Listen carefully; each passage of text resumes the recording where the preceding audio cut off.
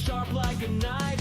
Small time streamer, no fame, no crown, but my voice is my own, I won't back down. I guess I'm too raw, too rough, too plain, but I'm spitting my heart, not chasing some game. No corporate leash, no puppet on strings. I'm free in my words, hear the truth that I bring. No big channel shine, no glitter, no fakes. Minimal effort, just me and my takes. I'm speaking the truth, let the whole world know. Small time streamer, but that's how I roll. Do my words hit hard, give the system the chills. Minimal effort, no budget, no frills. I'm carving my path, let the fire erupt. Small time dreamer with a voice that's enough.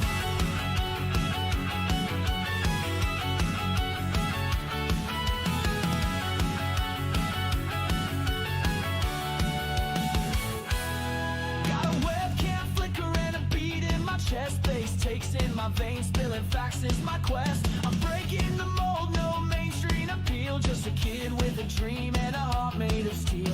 I sift through the data, the left and the right. No bias, no agenda, just seeking the light. They laugh at my setup, my low res stream, but my words cut deeper than the corporate scream. I guess I'm too raw, too rough, too plain, but I'm spitting my heart, not chasing some game. No corporate leash, no puppet on strings. I'm free in my words, hear the truth that I bring. No big channel shine, no glitter, no fakes.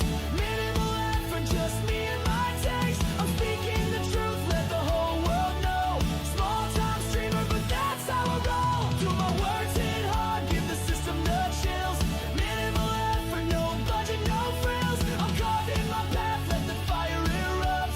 Small time dreamer with a voice that's enough.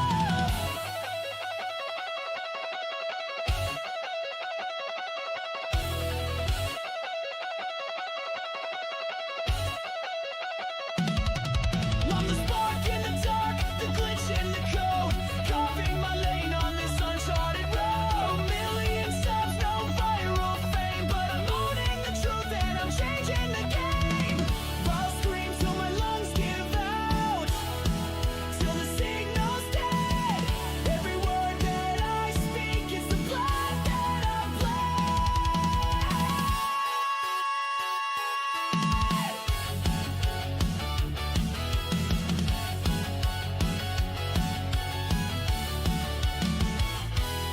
No big channel shine, no glitter, no fakes. Minimal effort, just me and my takes. I'm speaking the truth, let the whole world know. Small time streamer, but that's how I roll. Do my words hit hard, give the system the chills. Minimal effort, no budget, no frills. I'm carving my path, let the fire erupt. Small time dreamer with a voice that's enough.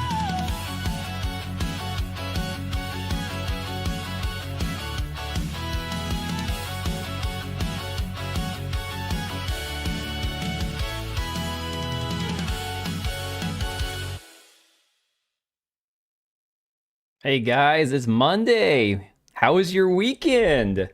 Did you all survive the weekend? I hope your weekend was good. Oh my god. Oh, sound effects are not working tonight, apparently. Huh. That's a bummer. All right, guys, what's up? All right, I've got a few things I want to go over tonight. I've got some of the usual shit posting stuff to go over for the first part of the stream here, just for a few minutes, and then I've got a lot of other crap to go over. You weren't pissing in your basement? I don't even have a basement to piss in. You're not pausing enough when you make that joke.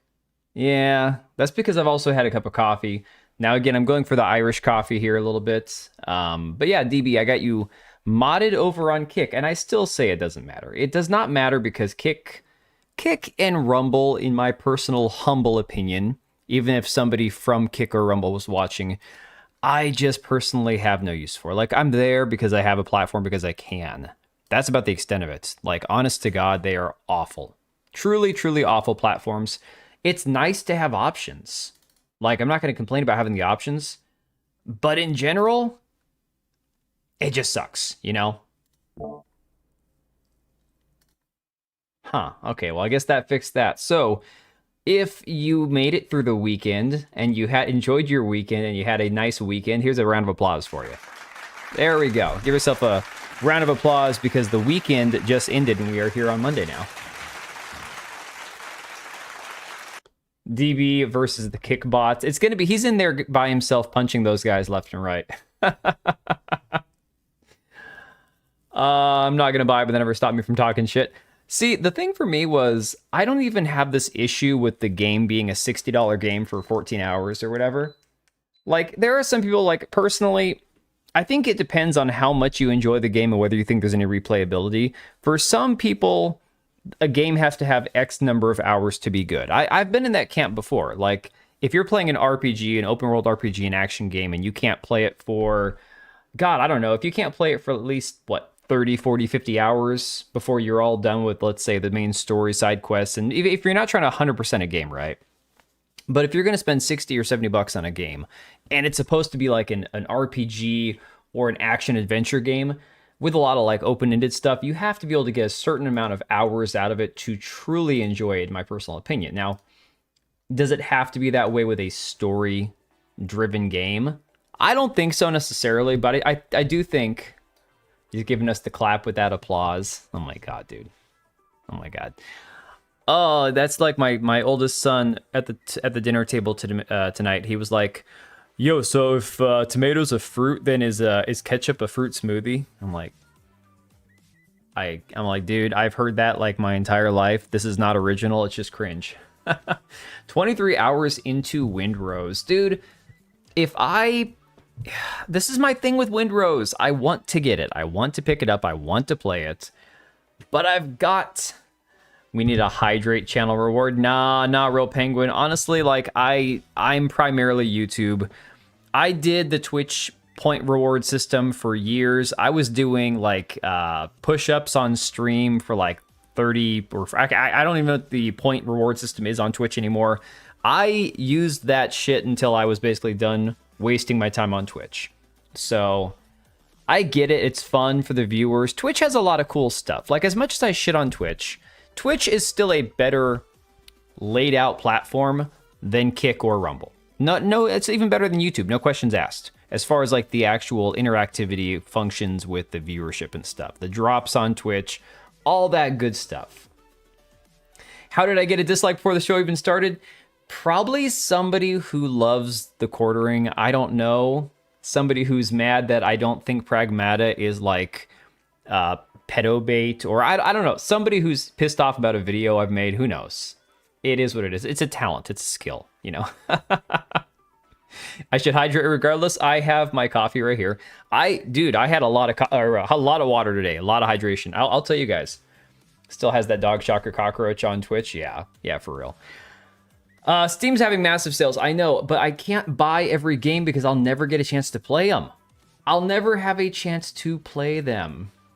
It's a game made to increase birth rate in Japan. And unfortunately, it's not going to have that effect because at the end of the day, it's still just a video game. And as I showed in my video before, those women that are acting like visibly to the game going, "Oh my God, she's so cute. Oh, I'm going to cry. This is so sweet." Those same women, when anybody tries to say, "Hey, look, they actually want to be moms," they're like, "Ew." Think someone hate watches my show, Lugia. I am not big enough or influential enough or important enough for people to hate watch my show. Maybe like somebody pops in and shit talks or something. You know, like the botting we got from Pod Awful not too long ago. Like there are those people. My Steam list of shame is 547. Yeah, I've got like, 130 or 140 games on Steam. I've only completed like 24% of my games on Steam. It's that bad. It's so bad. Okay. Getting back to what I was saying though, my day today, I decided to completely destroy myself before I had to go to my daughter's softball practice. And I've been working at work, which is kind of a redundant statement to make, trying to get, like, we have an upstairs office and a downstairs office. My mom's retiring. My main warehouse area where I do my actual work, plus the front office is kind of like the actual usable workspace. The upstairs was storage. I'm trying to flip it and put together like a little shoppable area in the downstairs office and move my main office upstairs. And so I've been moving furniture, computer parts, storage, all my like paper and label stock, all these things, trying to get them swapped around. And I was like moving a computer desk up the stairs by myself at work today. I was like, I completely wrecked myself. 340 on Epic, not a penny spent. I am right there with you, Joe Darkness. Exactly. I've got hundreds of games on Epic. Hundreds of games on Epic, and I've never once purchased one. The only one that you could even consider purchased was the one that I got with my GPU or my CPU. I can't remember which one I got a code with when I first built my computer in 2019. I mean, stream, don't watch them from a bush or something. Unless you're watching actual moms play games, what are we even doing? What are we talking about? Oh, you're talking about the streamers. Yeah. Epic's just for Fortnite. Yeah, the only reason that anybody has an Epic account, pretty much, is people who have to have one to play Fortnite. All right. Ghost Recon games on Epic. Yeah, Susano, I have never purchased a game on Epic. It's crazy that Pragmata affected Asmongold. Hey, Cage, welcome in, buddy. I didn't even see the clip of him from that. That's crazy. I bought Epic games for $0 based. All right. Let me pull up what I've got for us to talk about. Like I said, I've got the early on shit posting stuff I like to do on Mondays, and then we'll get to everything else. So let's switch screens. Let me get rid of this background music. All right, I always have to go and edit it out anyways, because even though it says it is DMCA compliant, it never is. And it always has to get erased after the stream. I always have to go back and edit out the clips of the stream that have like my background music. It's the most stupid thing on the planet. So I was talking about show us topics. Yes, we have topics until you show up. Yeah, talking about the fake e-thoughts pretending they have emotions. Yeah, dude, it's crazy. It's the performative feminism. And I don't mean feminism as in feminism like, feminist. I mean, it's the performative feminism as in performing as if you are feminine and have like those natural maternal instincts for your stream. And then you get done with the stream and it's like, nah, fuck them kids. I don't want kids, One person currently playing the choir boy from 1348 game. Yeah, I saw that the game was not doing well. Honestly, guys, until the studio shuts down or makes a statement, I'm not going to cover 1348 anymore. I've milked that cow dry to the point where I think it's actually done more harm than good to my channel. So I'm going to leave that one alone and just be like, we're just going to leave it there, Dude, yes, Sam, this video. I thought this was the dude Bjorn Thornson, I think his name is, the world's strongest man for a second. I'm not going to say this is how I felt today after moving all that furniture, but this is Andrew Kearney from Glasgow, Scotland, loading all 9 of the Ardblair stones. I mean, this is some macho manly shit right here. Hang on a sec. And yes, it can still be manly if you're wearing a dress. I actually have a kilt. I never wear it though. That's a loud thud. Come on, Andy. Come on, Andy. I lost count when I first saw this. I thought this was the last one right here.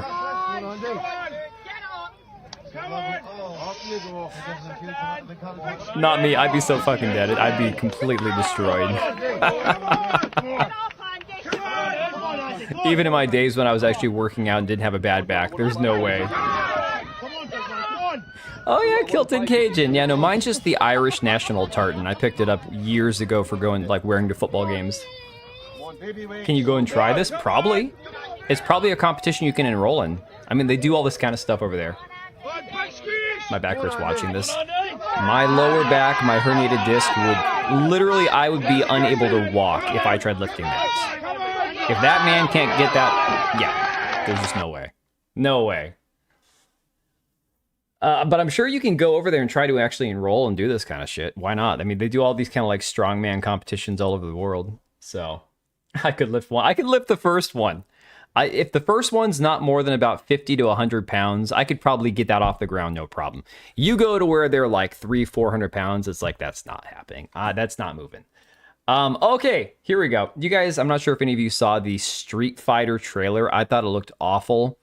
But apparently here is Kalina Lang, who became Chun-Li, says during her recent appearance at CinemaCon, Street Fighter actress Kalina Lang revealed that she had to eat a lot of steak as part of her training to grow her thighs for her role as Chun-Li in the movie. Now, that was some Viking shit? Yeah. It's harder because it's around. I used to watch the World's Strongest Man competition on ESPN back in the day. The round stuff's always harder. Yeah, Dangle, I could not do it. There's no way. There's just no way. Couldn't even carry lots of groceries at the same time. Honey, I actually like to load up every grocery bag possible and do the thing where I've got like 5 on each arm and just move it all at once.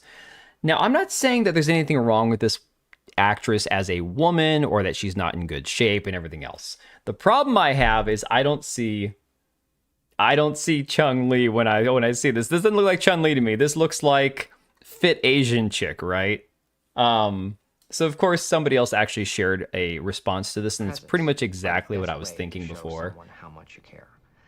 Yo, Lugia, thanks for the 5, buddy. I need to add some new like actual alert sounds. This many dollars worth. I am glad that Pragmata exists. We rarely get any good wholesome parenthood in games. You'd smash? The I mean, one most people criticism would. is that the little girl talks too much. I mean, but you know, Lucia, the thing about that is, and thanks for the 5, buddy, I could see that being that would get annoying if it was done poorly. Like if it was done in a way that's like, people always say like millennial writing, right? And I get that. Like the most millennial, when I think of millennial writing, I think of shows like freaking, God, the one my wife used to love, Gilmore Girls, that kind of shit, where they just won't ever shut up, right? And I get that. Fit Asian chick, that's basically Chun-Li. No. So this is more what I was thinking of Chun-Li. So this person here goes, yeah, no, she didn't. And it's like, yeah, now obviously proportions being what they are, you want somebody who looks like she could physically like fight and beat other people up. And obviously this woman, it's more for what you're looking at than the actual practicality. She's not that chesty. No, I'm talking more about the thigh ratio, the hip and thigh to waist ratio. You just got that image on your feed as well? That's because you follow me, man. Hey, Vernum. Yeah, so honestly, that was kind of that was my take. I'm like, I grew up before they censored Chun-Li and put her in like what, leggings or pantyhose or whatever. So for me, it's like it's kind of a sin. It's a crime to what's happened to Chun-Li. And then you see her with those tiny little thighs, and you go, I get it. Real life Asian women, you're not going to find many that are that thick, right? Zoom in a bit. No, man, this is all you get. That's literally all you get. Okay. Cutting it close there. I know that was the first thing I noticed. I'm like, she better have something on underneath that, because there's straight up, there's like nothing there, you know, absolutely nothing there. But again, you know, props to this gal. I get it. It's not an easy ask to get somebody to be like, hey, be Asian and also have thighs. You'll do it yourself. Oh my. She got a whole bakery right there. You don't see that often with most Asian women. And that's just a fact. That's just reality, you know. Looks like some influencer fishing for nasty looks in the gym. Oh, we're talking about this one here? Yeah, I could see that. Let me see. At least it'll be better than the Abomination Legend of Chun-Li. Everyone hates Atreus because he talks. Oh, are we talking about God of War? See, I didn't actually bother playing the God of War games. First off, they were PlayStation exclusives at the time, and I just didn't care because I didn't own a PlayStation. And once they started putting them on PC, I'm like, yeah, I'm just kind of over it. I don't care. Momo is the kicker, known for it, but she's also Japanese. Yeah. At least she's better looking than the other Chun-Li movie that came out. I don't remember the other Chun-Li movie that came out. So here, of course, is one that's kind of a meme people have been sharing. Literally rock solid. I mean, this man, half of his content is stolen content, which goes back to the quartering later on. Notice what they're not carrying, talking about Lana Del Rey and her husband holding a PS5. And I get it. The joke is there's no games, right? Like I get it. She has some bush. Okay. Is that what the shadow was? I couldn't tell. Oh, no, dude, Atreus did different spelling. No, man. No, Atreus just opens his mouth and something stupid comes out half the time. But, you know, gotta love Atreus for that. Wasn't Legend of Chun-Li Kristen Kruk, the chick from Smallville? I have no idea. I don't even know how to pronounce that last name. Creek? It looks like Kruk. I don't know. Oh, here we go. I saw this one right before I got on the stream here. An FPS where you blast away with steampunk guns. I don't know how y'all feel about the whole steampunk aesthetic. The only movie I've ever watched that was anything steampunk, I think, was Wild Wild West. And I know that that's like the worst example possible. Her wife's boyfriend bought a PlayStation 5. I thought Kruick. I thought Lana Del Rey was the one that was like one of those kind of based, maybe based kind of pop singers, because all of a sudden like she's carrying a gun and all that kind of shit. Maybe not. I don't know. I know nothing about most pop singers.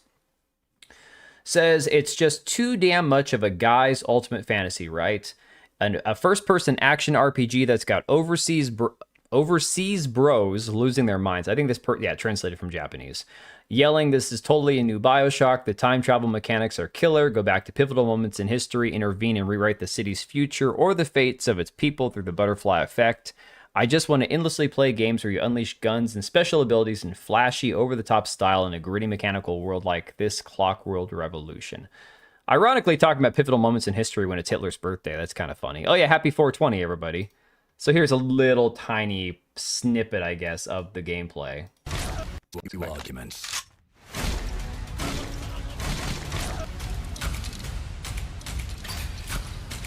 I mean, the guns look kind of cool. Sir. Tall, yes, sir. Now Huh. I can fiddle with time.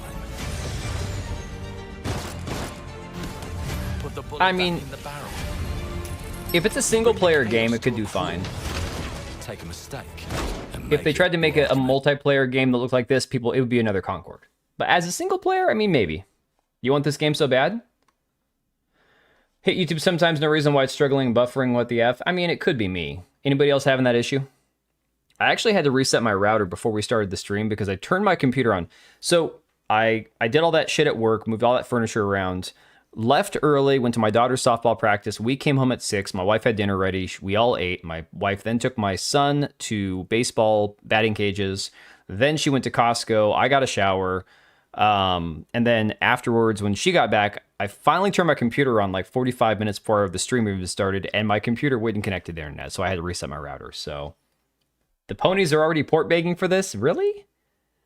I played Dishonored for a little bit. I didn't actually get into Dishonored that much. The whole steampunk and clockwork aesthetic is too vintage for my liking. I mean, I get the appeal. Look, I have gone, because my wife and I used to really enjoy doing Halloween and getting dressed up and all that before we had kids. And now it's fun for them, but it's like, we haven't done a true Halloween party in years. And there was one year that we were really leaning towards doing like the steampunk thing. So for the costume side of it, they got some cool drip, right? The costumes are really awesome. As a game, as a whole experience, I don't know. I'm a Costco head. Damn straight. Paid $300 for my light bill. Oh my god, dude. That's where I've been. I think my electric bill last month was like $240 or something. The only nice thing is my water bill right now is really cheap, and that's gonna basically, my electrical and my water bill are gonna completely flip in the summertime, where I don't have to run my heater, but my water bill is gonna be like taken, like it's gonna take every penny I have. So cool drip. What? I can't say drip. Am I too white or too old? Which one is it? You are an ageist and you are racist. But I hear you can't be racist against white people because institutional power and all that stuff. I did like steampunk, but so few games do it right. That would be a concern for real. Yo, Stray Cell, I used to have a channel on my old Discord that was stuff I bought at Costco. Okay. Too old? Kilted, I think you're projecting on me, man. I have 1.5 months until actually longer than that. I've got about 2 months until I turn 40. So I am technically still in my 30s. So, and I've been told that I look decent for my age, as far as like youthful or whatever. All right, drip is an old term. Well, yeah, see, there you go. All right, moving on. Let's actually get into some actual topics. Pirate game Windrose sells 1 million copies and passes 200,000 concurrents on Steam. Now, this is the crazy part. It's not just the 200,000 concurrents on Steam, because as Kilted pointed out earlier on Twitter, I saw this, and let me pull up the Steam charts right now. And it is funny what you mentioned, Kilted, that people are always mad when you pull up Steam charts for a game that's doing poorly, but when you pull up for a game that's doing well, nobody seems to mind, right? It's crazy. Crazy how that works. All right, Windrose. Wait. Did we hit an all-time peak? Oh, no, the all-time peak was yesterday. Okay. All right. So at least to be fair, it was yesterday on Sunday. It almost broke its peak today. I paid my mom's light bill. I should have specified my... Okay, I gotcha. It's supposed to be a fantasy setting, and your fantasy is a Steam engine. What? Yeah, it is kind of weird, isn't it? Well, the thing is, honey, I don't think that it's going to ever do this again, even after it launches out of early access, because of the fact that with the positive reception, so many people have already bought in. The game will continue to do well. It will absolutely continue to do well. It'll probably sell, I don't know, in the next couple of years, 10 million copies pretty easily, I'm sure. I don't think there's going to be, oh my God, it's out of early access now, everyone come back, because people are going to keep playing the game. As long as the game is good and they can play it with their friends and they just keep, like drip feeding, adding some new stuff into it here and there as they're slowly getting out of early access. I don't think it's going to be like 2 years from now, the game comes back and it's like 500,000 peak. I think it's more likely to just have a long-term healthy player base, which is something like games like Marathon doesn't have, right? It's like the complete inverse of Marathon. Fantasy part is the steam-powered contraption doesn't weigh 10 tons, but it's just as powerful as this. But I mean, to what he was saying, I still kind of get that because you're still looking at it's a steam engine, Playing with randoms in the game's really fun. Oh, you can play with randoms? I didn't know that you could actually play with randoms. I thought you either had to invite somebody or, damn, that's crazy. Dude, okay. I said this on Discord, but I wasn't streaming at the time, so I didn't even mention it. I told my son, it's below 20K. It was below 20K for the 24-hour peak, guys. That's the craziest thing. I told my son, because my twin kids, my boy-girl twins, they had a sleepover at some friend's house, and my oldest didn't want to go, so he just stayed here.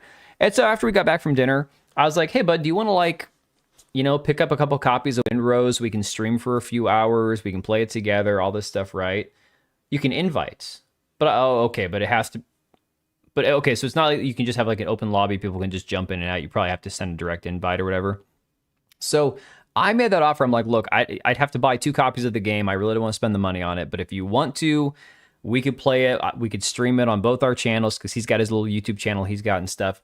And he's like, yeah, no, I'm not really into those kind of games. And I'm like, we played Valheim. He's like, yeah, but I don't really like survival crafting games. I'm like, all right, whatever. So that for me was the one shot I had at maybe picking it up right now. And he shot me down. So I'm like, all right, screw it. I'll pick up Windrose down the road at some point. Poor Marathon. Bungie should have known better. Yeah, dude, really, for real.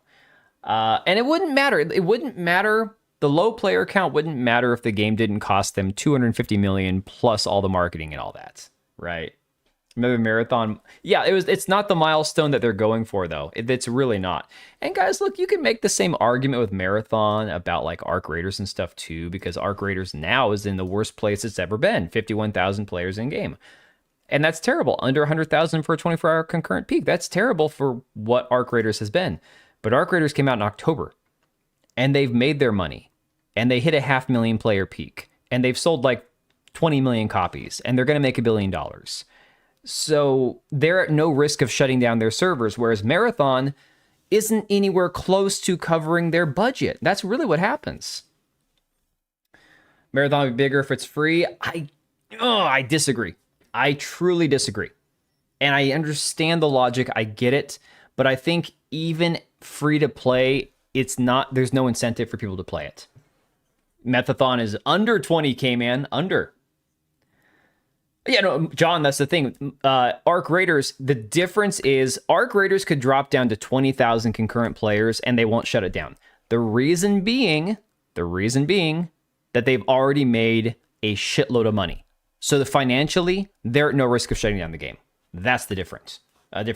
So, hit 115,000 on Sunday. Got a new map coming from the end of the month. Plus, folks did the expedition, and the game is shutting the casuals. Yeah, So for me, I did the expedition for the first time, and I'm not even dissatisfied with Arc Raiders. I'm fine with the way that it's set up, where you can do PvP, PvE. Somebody kills me in a friendly lobby, I just shrug and move on. That doesn't even bother me at all. For me, it's the fact that I got too many other games to play. I'm not in a state of dissatisfaction with Arc Raiders. I've just got too much shit to do and not enough time to do it, Server slime proved even free to play won't save this turd, and that's kind of how I feel about it. And so we'll talk later on about that game, Last Flag, Hold the L. If you know, you know. All right, getting back to Windrose though. Windrose. Windrose is doing fantastic, and I find it funny that right around the same time we get this announcement a week ahead of schedule that we're going to get a Assassin's Creed Black Flag Resynced. Now, I'm on record saying I don't think Resynced is going to do the numbers that they are hoping for. I could be wrong. There could be enough people that have like the FOMO or again, it's the member berries, because now I'm not going to show them to you guys, but there's like a snippet of the Resynced trailer that came out.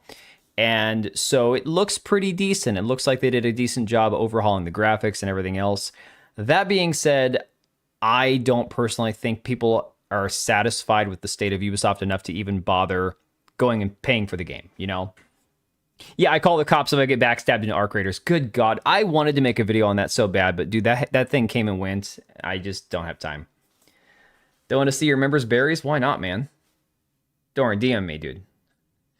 In Fallout, they had fusion cells like a tiny nuclear reactor, a little ahead of steam-powered equipment. Yeah. Yeah, Arc Raiders already won. They could just cash out. Yeah, for real. But they don't need to. They're not going to. That's the thing. And I can't remember who said it. Yeah, they're going to bring back... Oh, I think it was Dangle. They're going to have another update, a big map. Dude, that map is going to bring back 100,000 players concurrently. I guarantee you'll see Arc Raiders bounce right back up to about 2 to 250 on Steam. Like, I would bet money on that. Yeah, Ubisoft abandoned the Animus, so who cares? That's where I'm at with it. Dude, once they killed Desmond and Ezio's story ended, and they abandoned everything, as much as I didn't like the bouncing back and forth part of playing Desmond, it made the story, in my personal opinion, work. So, people want Black Flag badly? We'll see. We'll see. For me personally, I couldn't care less. I just couldn't. Give it a week till Ubi comes out to say we got 2 million pirates. Yeah. They won't tell you copies sold. They'll say how many people played the game. It's like, interesting. Very interesting. So Nick Tech says, I'm a bit scared for Assassin's Creed Black Flag Resynced reveal because when it comes to out looking like Skull and Bones. You guys remember this nightmare fuel. Let me move all of this out of the way. Oh my God, this was so bad. Find your own way to St. Anne, chum sniffer.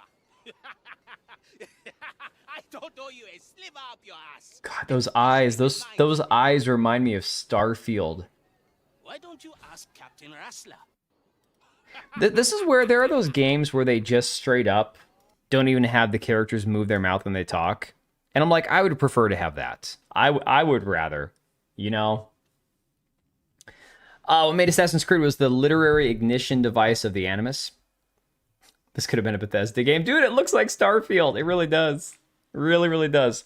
So, that being said, I saw this tweet only because we were mentioning Epic earlier. Tim Sweeney.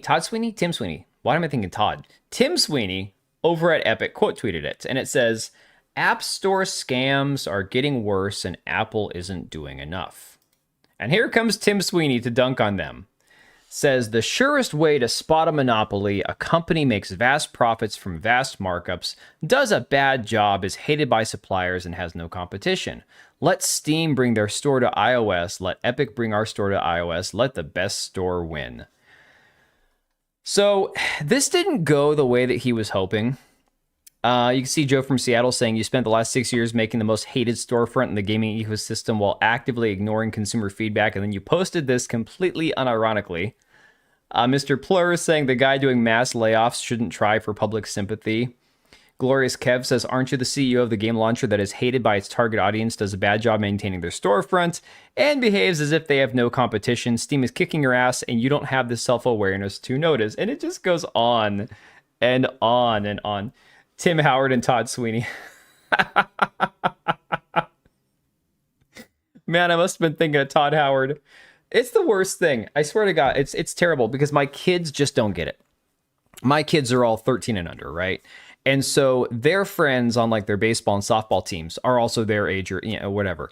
And so my daughter's softball team, because I'm one of the coaches on the team, one of the girls nicknamed me Tiny Todd. Now, every year so far for like the last 3 years for being a short man, the girls on her team are savage and they always give me some mean nickname. Like last year, it was Tiny Coach Dude. Okay, that's what one of the girls called me. So this year, apparently, it's Tiny Todd. All right, and I just roll with it. I'm like, it's funny, whatever. So when I explained to my kids why it works, I'm like, it just works. And in my head, I'm thinking Tiny Todd, Todd Howard, it just works. They don't get it. They don't understand, you know? Or Sweeney. No, not Sweeney Todd. You say Sweeney Todd, I think of Andy on The Office performing that, and that was one of the worst things I've ever seen. No, not Tiny Tots, just Tiny Todd. I don't know where Todd came from, probably because it just rhymes. I don't know. At least they don't call you Hornswoggle. The kids don't know good memes. You're 100% right about that. Anyways, Joe from Seattle got blocked by Tim Sweeney for saying this, right? Alex is like, how am I not blocked yet? Another guy says he blocked me for calling him out for saying discipline about the layoffs and recommending to not have 1,000 employees fired and ignoring bug reports. I don't care how many get fired, but it just means that he's doing a shitty job running his business. Kids are brutal, but it's okay. It's funny. I laugh. They have a good time. It doesn't hurt my feelings one bit. Kingard says, you lost a lawsuit over aggressive advertising to children. You were fined by the FTC for tricking people into unwanted purchases. You confessed failure to your employees while laying them off. Your own developers and artists despise your pro-AI rallying. Now, I don't care about pro-AI. Everyone's got their own bones to pick, beef with everybody else. I don't care. The AI thing, I couldn't care less about. But everyone's got their own issues, right? The entire industry has tried to be you, but failed as competitors. What? You meet all of your own criteria. The entire industry has tried to be you. I think he worded that poorly. I was with them in the first 3 lines, but the last 2 kind of dropped off. But yeah, I mean, he's getting destroyed. All the quote tweets are hilarious. Let's see. Again, you got, oh no, it's Alex saying you fired thousands. You run a company that suppliers and customers hate. You're purposely using your wealth to remove choice from those customers and force other companies to follow the rules you make up. You are literally everything you pretend to rally against. And again, this is just people trying to get blocked by him because now it's like a competition, right? Now we're trying as hard as we possibly can. Tiny Tibu, yes, exactly. All right, so this is going to tie in directly to another person who shared a really, really, really awful take, who Sam Fisher in the chat already mentioned. We're going to talk about her in a minute because of Pragmata. Now, guys, if you're like Cage in the chat and you don't watch my videos because you think I'm terrible at making videos, and that's okay. I'm just giving you shit, man. But no, if you don't watch my videos, if you're just here for the live streams, I made 2 videos on Pragmata, which was at least 1 video more than I planned on making, because I made the 1 video talking about all the weirdos and shit talking about this game, and that was going to be the end of it, right? I was just going to make that 1 video and be done. I had to make a follow-up because some of the other crazy crap around this game was just absolutely like making my mind melt. I know, right, Wild? I had no idea, man. Even the Japanese are shitting him now that auto-translate is enabled. Dude, that's the best thing to ever happen. Like, the Japanese going all, like, pro-America based and shit. You commented on the video? See, I was too busy today to even read comments. I was really lazy today with checking comments, dude. Of course, you're going to throw that in my face now. Damn it. All right. Sweeney admitted before he wasn't right for the job. Oh, that's a hell of a thing to say. So, that being said, I made a second video with no intention of playing this game. I think the game looks good. It's probably a lot of fun. People are really enjoying it. Good third-person shooter, good story. People love the characters. Great. Awesome. Wonderful. That's great. And it's doing well. Over 1 million copies sold in 2 days. That's nice to see. But unfortunately, there's been a lot of really terrible takes, primarily people either saying that this is something that it's not, which is, the pedo crap, or people who are like going hardcore. Now, look, I love the memes, right? I love the memes, and it is exposing a lot of these women, like we talked about earlier, the ones who are acting performatively on their stream, acting all emotional over this character, and then all of a sudden being like, ew, kids, like, ugh, kids are gross, yuck, right? So you got Kabrutus with the mother simulator and father simulator with Shinzo Abe down here saying have sex in the clouds, right? Oh, I love it. He proud, yes. He proud indeed.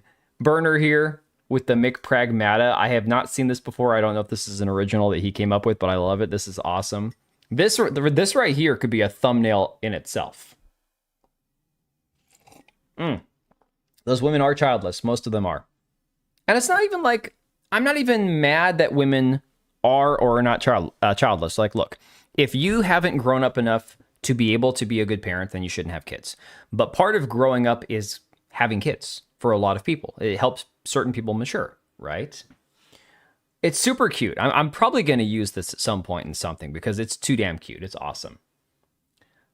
I don't like kids and I have my own. Yeah, that does tend to happen, though. That happens.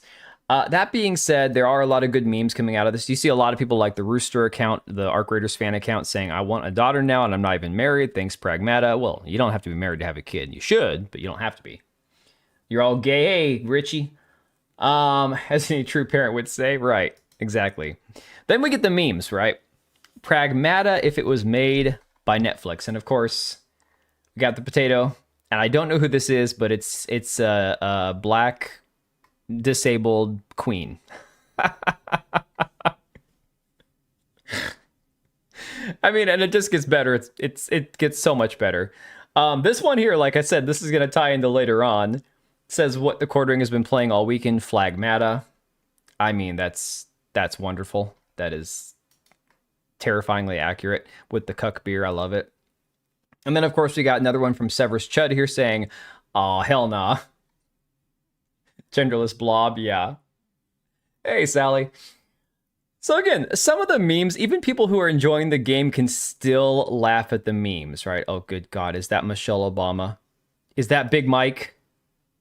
That looks like Big Mike, right? Am I crazy? Someone tell me. I think that's supposed to be Michelle. Yo, somebody put I Show Speed in here. Oh my God. Why? Oh my God. This is nuts, dude. This is too much. All right. I didn't even know these ones were here. I think they lengthened the face. I don't know. Oh God. Netflix Pragma.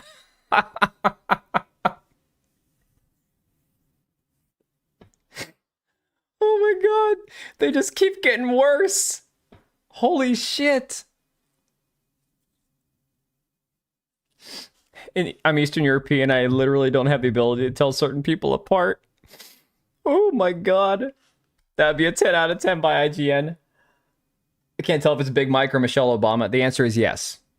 The answer is yes. Okay. All right.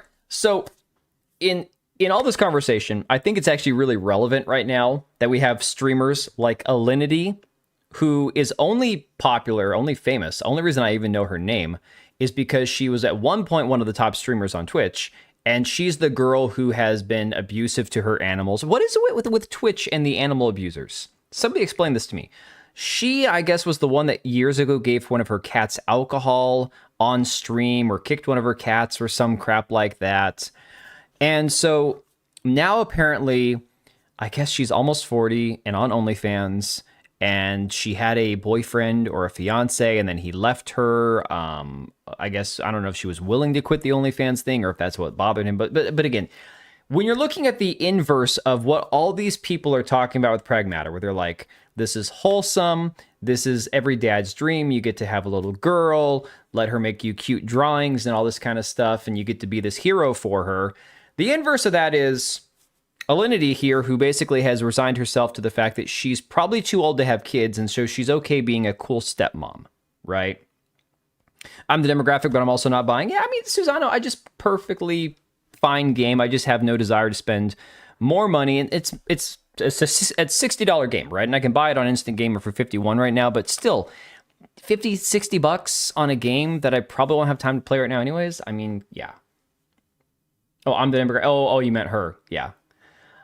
She was the one who threw her cat, gave vodka to her cat, and her dog was suspiciously sniffing her. Oh my God. Please don't. Please don't tell me these things. Oh my God. Okay. To be popular.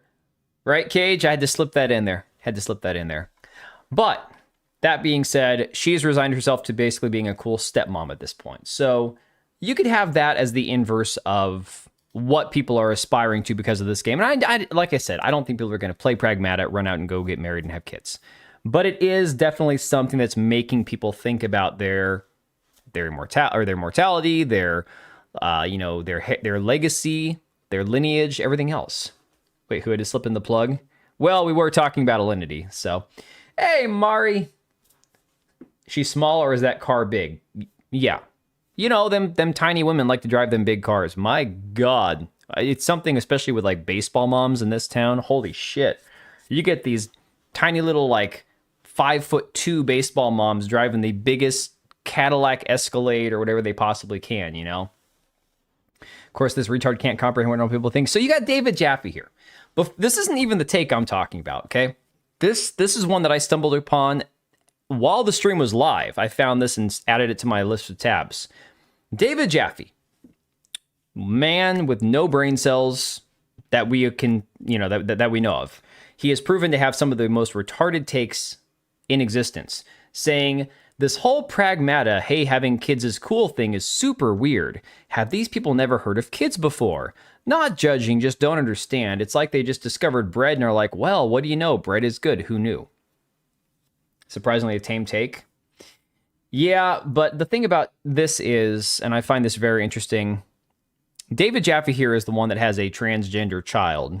I believe it's a legal adult now, but I want to say, if I'm remembering correctly, this person transitioned prior to the age of 18. And the one thing y'all got to remember about transgender people is they're not procreating. Once you've had the surgeries, you are sterile. So he's talking about a generation that's more gender confused than they've ever been. They're dating less, they're getting married less, they're having less kids. Every society practically is in generational decline because they're not advancing the species. So maybe it's a nice thing to remind people that, hey, I know life is kind of shitty, but having a kid in your life will actually bring you joys that you didn't realize you could still achieve, right? And yet here he is going, whoa, come on, kids, it's obvious, guys. We all know kids are good. It's just, I don't know. Rare Jaffe W. I don't know that it's a W, man. Looking at it personally, like from his own perspective. Oh, no, John, honestly, I have seen the diagrams of how the surgeries work. I have heard the horror stories. I don't need to look at it to imagine how horrifying it is. Okay. Left her heartbroken after she abandoned her career on OnlyFans in her entire previous life to start a family with him. Okay, I mean, to be fair, that's kind of a dick move. If she went ahead and, I mean, there might have been other reasons why he left her. So if that was the only reason he left her, it's like, well, if you had her quit the job and to be with you and then you still left her anyways, if there was something else going on behind the scenes, then, you know, people break up all the time. But still, Jaffe is weird. Jaffe is strange. He's an odd one. David doesn't realize that kids and most people in their 20s were raised to be selfish and self-harming. Yeah. I mean, Sam, the thing is, his kid fits the mold of exactly the people who are waking up to the reality of, maybe I have something missing in my life, right? For some reason, pancreatic cancer surgeries bug me more. Oof. I can imagine that's terrible. Yeah, I love horror, and even I don't want to see that surgery. It's bad enough when you actually see like the diagrams of how the surgeries work, and then you hear the horror stories about dilating and all the, okay, I'm gonna make myself vomit here. Somebody said having normal kids is cool, something you obviously don't understand, right?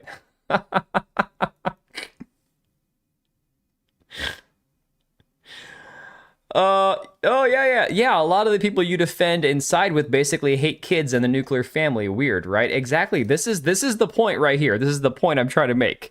David doesn't understand because in his mind, what he has is the ideal family scenario, I would say. So, anyways, here is the take. This is the legendary take. Worst take I have ever seen on Pragmata, and this is worse than the people saying that it's pedo bait. This is worse than the people, on either side making it some sort of political thing. This is Mary Morgan, who is from Timcast, Tim Pool, who I despise. But Mary Morgan is the pop culture reporter, I guess you would say. She has the podcast on pop culture at Timcast. And here was her take. Oh, yes, this was her take. All right, she says, lots of strange reactions to this game. Let's clear some things up. Childless men, okay, all of you guys out there, pop culture crisis, yes. All of you guys out there, remember, if you don't have kids, this is who she's talking about, okay? Childless men do not have paternal instincts the way that childless women have maternal instincts. You would not have expected this? She's retarded. We observe this even in the way little girls play versus little boys. Men first experience paternal instincts once they have their own children. And typically, those paternal instincts are only ever felt for their own children and no one else's. Tell that to all the first responders who die going into buildings that are on fire to save somebody else's kids. Apparently, they don't have any paternal instincts. Men are not nurturers. I've actually known a lot of men who are. I've known a lot of women who don't have a nurturing bone in their body. And I'm not saying reverse the roles and have men stay home with the children and have women all work. That's not the point I'm trying to make. My point is, you can't make this blanket statement.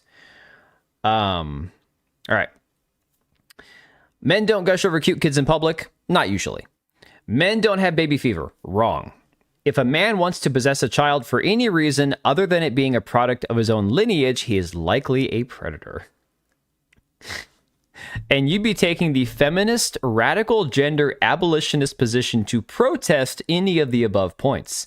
This should explain why a dad simulator game marketed to mostly childless men gives people the creeps. So as a stepdad myself, I don't count. She basically disenfranchises uncles, people who work in childcare. Look, when I first, so I had nephews and nieces and stuff by the time I was in my late teens. I can't remember the exact year they were born. But I was still single, and then I got married, and I still didn't have kids. But, you know, I helped teach, like, Sunday school when I was, like, 22 years old at my old church, right? And so I was working with, like, 3-year-olds and shit. Do you think that I didn't have a somewhat protective instinct for those kids, that if somebody tried to take those kids out of that room, we had to make sure that the right kid goes with the right parent and all this other stuff, like, and then while they were there, we were safeguarding them. And if somebody decided to come shoot up the church or whatever, I would have had to protect those kids, you know? So it's like, do you think that you can only be a protector or care about kids or even your own kids if you've had children? Like, this is the most crazy thing to me. Like, the most crazy concept that she just doesn't understand is that there are people who die every day for somebody else, for a stranger, for somebody else's kids, for some old woman on the side of the street. I understand that you will never care about someone else's kids the way you care about your own. That argument I agree with. Like, I try to explain this to my kids, right? My kids have always done this. We have certain rules in our house. We have certain rules that it's like, my children are not the assholes out in public that are climbing on shit, breaking shit. They're not the ones that are making big fusses and screaming uncontrollably for 45 minutes. And my kids don't do that. Never have, never will. They don't get away with that crap. And it's not from me beating my kids. I just flat out was like, no, I'm not doing this. That being said, I still care about my kids and the kids around them more than, let's say, some kid in Africa, because the kid in Africa, I have no control over. They're not in my proximity. I can't do anything to save that kid. But do you think if I saw some kid crossing the street or somebody trying to abduct some kid, I wouldn't go and say, hey, stop, you know, try to stop them from doing it, even if they weren't my own child? It's like, this isn't because I have kids that I would naturally do this. This is just something as a man you do. And women do this. I've seen videos of women going and saving kids that are being abducted. I don't know that those women have children. She's a covert feminist retard. It's known that feminist intersections with false conservative beliefs. Intersects, yeah, probably. I'm thinking pastors, people that work in church don't count. No, I mean, I think that anybody, if you are, proof that all the trad girls are retards. I think that anybody in a position where the care and safeguarding of another human being is their responsibility to a certain extent, it debunks her entire argument. Now, I mean, if you're the kind of person that, let's say you're in childcare and somebody with a gun comes in your building and the kids are all in the classroom and you nope out the back door because you're like, oh, I'm not paid enough for this, then clearly you're the person she's talking about. But that's, I don't think, most people, you know. Can't stand a logical feminist. Well, Mari, she's supposed to be a right-wing conservative. She's not supposed to be a feminist. You find a little girl crawling out of a ditch as you drive by, you leave her because you're not a pervert. Stray, that's the argument she's making. That as a single man, if you saw some poor little girl left in a ditch on the side of the road and you stop to help her, it just proves that you're a pervert. Like, it doesn't I don't understand. Explain to me how for thousands of years, men have gone and fought and died for their society, not just for a country or a national idea, right? But let's go like a more local societal thing, right? Tribes fighting other tribes for the advancement of their own tribe, right? You do that for the preservation of your people. That's not just your children. I mean, warriors used to be fighting before they were old enough to even sire children, right? So She's clearly a misandrist. Something. It's crazy. I had the reaction to Grave of the Fireflies. People are having Pragmata. I don't even know. I've never seen that one. But she got absolutely destroyed. Not only did she get destroyed in response to this, she even got a community note on it, which is absolutely hilarious. There's actually a few. I think there's a couple currently rated helpful on here. This one here was done by an AI contributor. Says research shows childless men experience broodiness and desire for fatherhood nearly as often as childless women, 59 to 63%, and men, including non-parents, exhibit innate caregiving and protective responses to infants. Another one saying, men experience baby fever and paternal instincts before fatherhood with hormonal changes, e.g. Oxytocin, release supporting nurturing and protective behaviors towards non-biological children, as seen in alloparenting and adoption. I mean, technically, that's kind of how I feel about it anymore. I think that they're kind of like outing themselves as all like closet feminists. I mean, look at freaking Ashley St. Clair. That woman's batshit crazy, liberal psycho, you know? Suppose that was true of me around 27. I don't think I had a number or an age where I felt like that.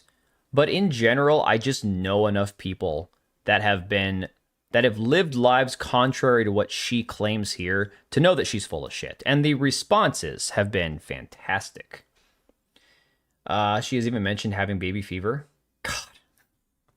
Savvy saying, I'm honestly going to start blogging people who say things like this because at this point, men just aren't allowed to like anything or do anything. I don't know who this woman is or what her beliefs are, but she's an empty, cold cunt with no love in her life based on these words. Wow, I didn't preview these. That's brutal. She's saying men are not human. That's how it feels, right? And look, there are plenty of vile, evil men in this world who do terrible things to people because they feel like they can. And the same goes for women. But I have known women who are not nurturers. I'm talking straight up people that I've known within my own family that don't have a nurturing bone in their body.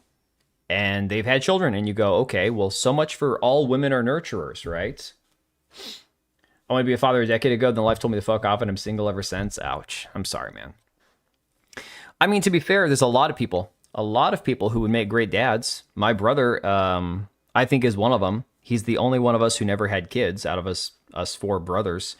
And, he's married to a woman who had a daughter with another guy, and it's like, that's rough because it's not an easy situation that he's in.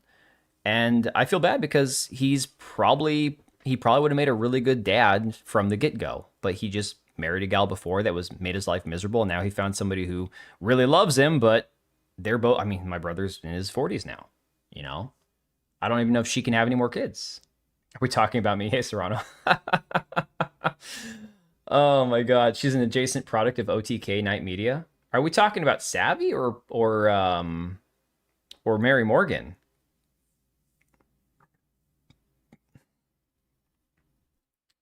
She's saying people like who do have kids, but makes me feel like I'm not worth anything. Sam, she basically is just being awful.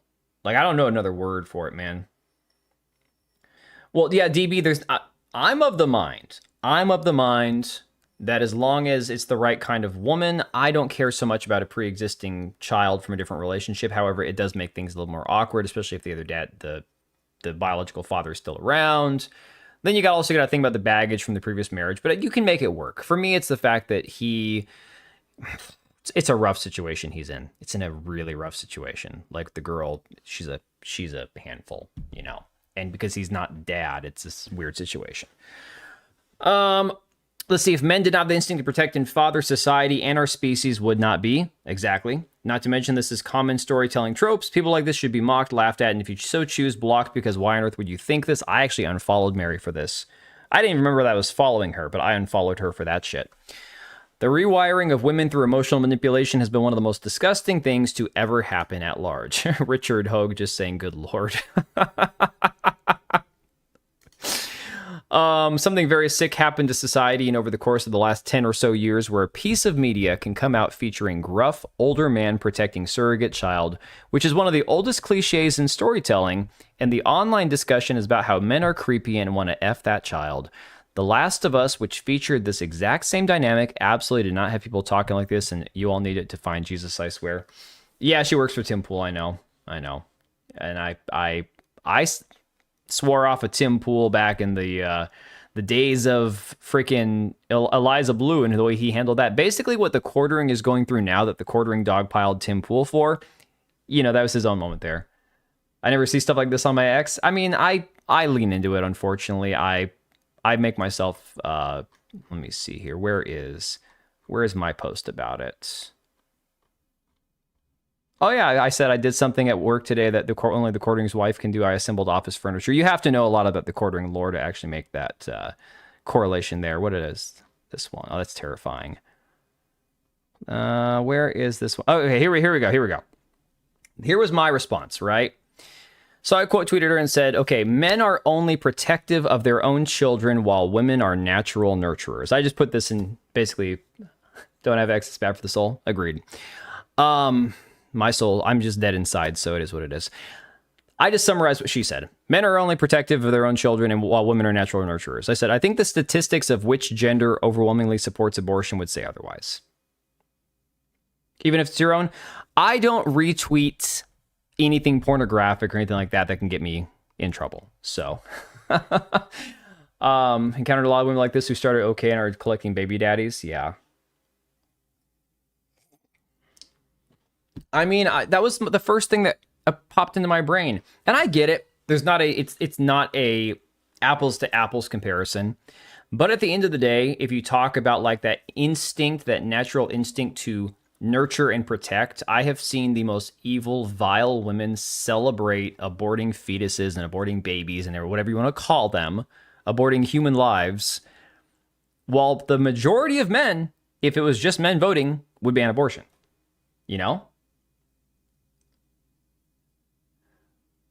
I see you bleeding out. Let me grab a woman to help you.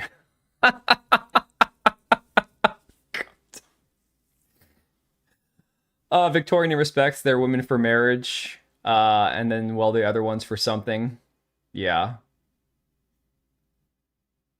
But I'm a huge DJ. My Twitter never has any nudes on it. I mean, DB, I never know. And like, I've scrolled my own Twitter on stream before. Like, I'm not worried about something necessarily popping up, but once in a while, something like, okay, I found this one out. There was a person who at one point they were tweeting about something related to like the quartering or whatever, and I liked the post, right? So when you like someone's post, you're going to see more of their posts even if you don't follow them. Then I found out that she was kind of a hoe, and it's like, well, then her post started showing up on my feed. I'm like, okay, it's as simple as liking somebody's post without even knowing who they are. It's just the way it goes. Let me see what else we got here. Oh, Epic Mike. This is a good one. Chicks like this run their mouths about men, then try to use the leftist tactic of if you disagree, you're an insert accusation here to deflect from the fact that they don't even believe their own bullshit. Men care about children that aren't theirs all the time. There is a real difference in the approach to parenthood and stewardship that men have compared to women, but the same can be true about many subjects. Most of this post reeks of shitty engagement bait and not of someone trying to address men. Fair enough, Stray. You're better off for it. Hey, Rabnad. Any of you guys who don't do the Twitter, you're all so much better off. Some racist stuff shows up in mine, but no nudity. That isn't comedic. Yeah, I'm not talking about full-blown nudity. Not like that. What else we got here? Black Dumpling. This account's kind of annoying because it's like I think it's a man posing as a woman, and it's all AI, but whatever. Absolutely no one is more convinced they know men better than feminists who haven't the first effing clue. Trad feminist Mary here is seemingly unfamiliar with the enormous body of literature, games, and movies that feature men assuming a foster father role for children that are not theirs. Or at least seemingly thinks The Mandalorian got big. Oh my god, as cheesy as it is, yeah, The Mandalorian, Grogu, all that. Because all the men in the audience just really had a secret desire to molest Grogu. Oh, God. I never thought of it that way. Mind you, this is the least insane interpretation of her argument. Because the alternative is that she is suggesting men simply feel nothing towards children, and considering the number of men who have risked their lives and died trying to save children who are not their own, well, you get my point. Either this post is griftastic, or she's just another trad feminist moron telling men they're too stupid to understand what they themselves feel, even as they overwhelmingly tell her she's wrong. So is this 1 foot? I don't know enough about Geeks and Gamers and Epic Mike to understand that reference.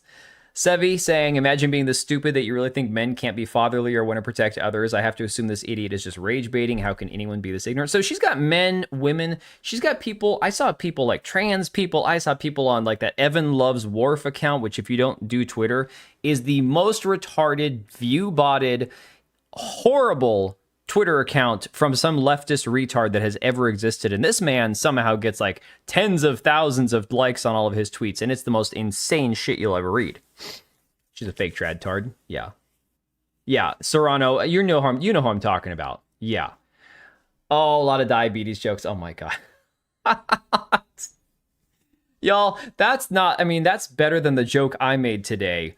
Some poor woman, 38-year-old woman, drowned in like the Ironman competition. And the first thing that popped into my brain, and I'm like, yeah, I'm going to hell, is iron doesn't float. I'm like, oh my God. Like, yeah, I'm going to hell. There's no question about it. Yeah, iron doesn't float. Prime example, George Alexopoulos, somebody who has insanely terrible takes on most things pop culture, right? Says, bullshit, men have deep protector instincts, which this game activates in a big way. Any man with younger siblings, cousins, nephews, and nieces understands perfectly. An entire generation will owe this game for men wanting to get married and become fathers. I like the memes about it. I don't know that I'd go so far as to say, right, honey? That's just where I'm at. Entire generation will owe this game for men wanting to get married. I don't think the game itself is going to make people like spontaneously start having babies. I think, A. Vernum, you sent me a cartoon meme of these two people that in like a movie theater both saying, oh yeah, I played Pragmata, and the guy and girl start making out and making babies and shit, right? Having some sort of new baby boom because of the game. I don't think we're actually going to get that. Would argue the reverse is more likely to pacify people. Susano, you might not be actually wrong about that. That's crazy. That is actually pretty spot on. I didn't even think about it like that. I'll be bartending in hell. Oh my God. Yeah, no, dude. That Iron Man thing popped in my head. I'm like, oh my God. I feel terrible. Like that poor woman. At the same time, it's like, well, I also wouldn't be doing a triathlon if I couldn't swim. Like, wouldn't happen. No way. It's a woman who's afraid of sex. She's afraid of responsibility. She hates men, but nursed herself into conservative media and got too comfy. From Pragmata to Pragmata. Oh my God, Rabnat. I'm gonna save that one. I'm stealing that. Oh my God. If I have to make another video about Pragmata, which I don't think I'll have to. I think there's enough other fodder out there and stuff that I'm actually interested in that I can probably get another video done tomorrow. The marathon thing is crazy. Like I was kind of over marathon, but when somebody brought it up and I looked at their numbers, I'm like, this is terrible. This is crazy. All right.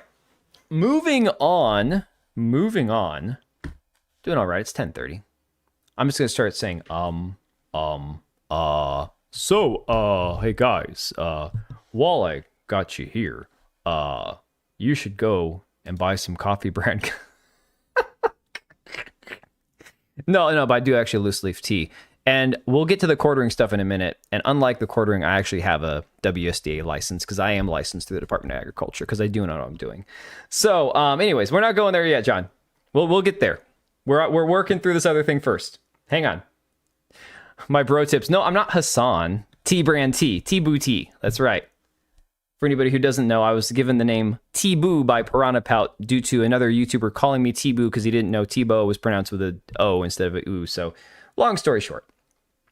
Hue and dye on Pragmata will make people have babies.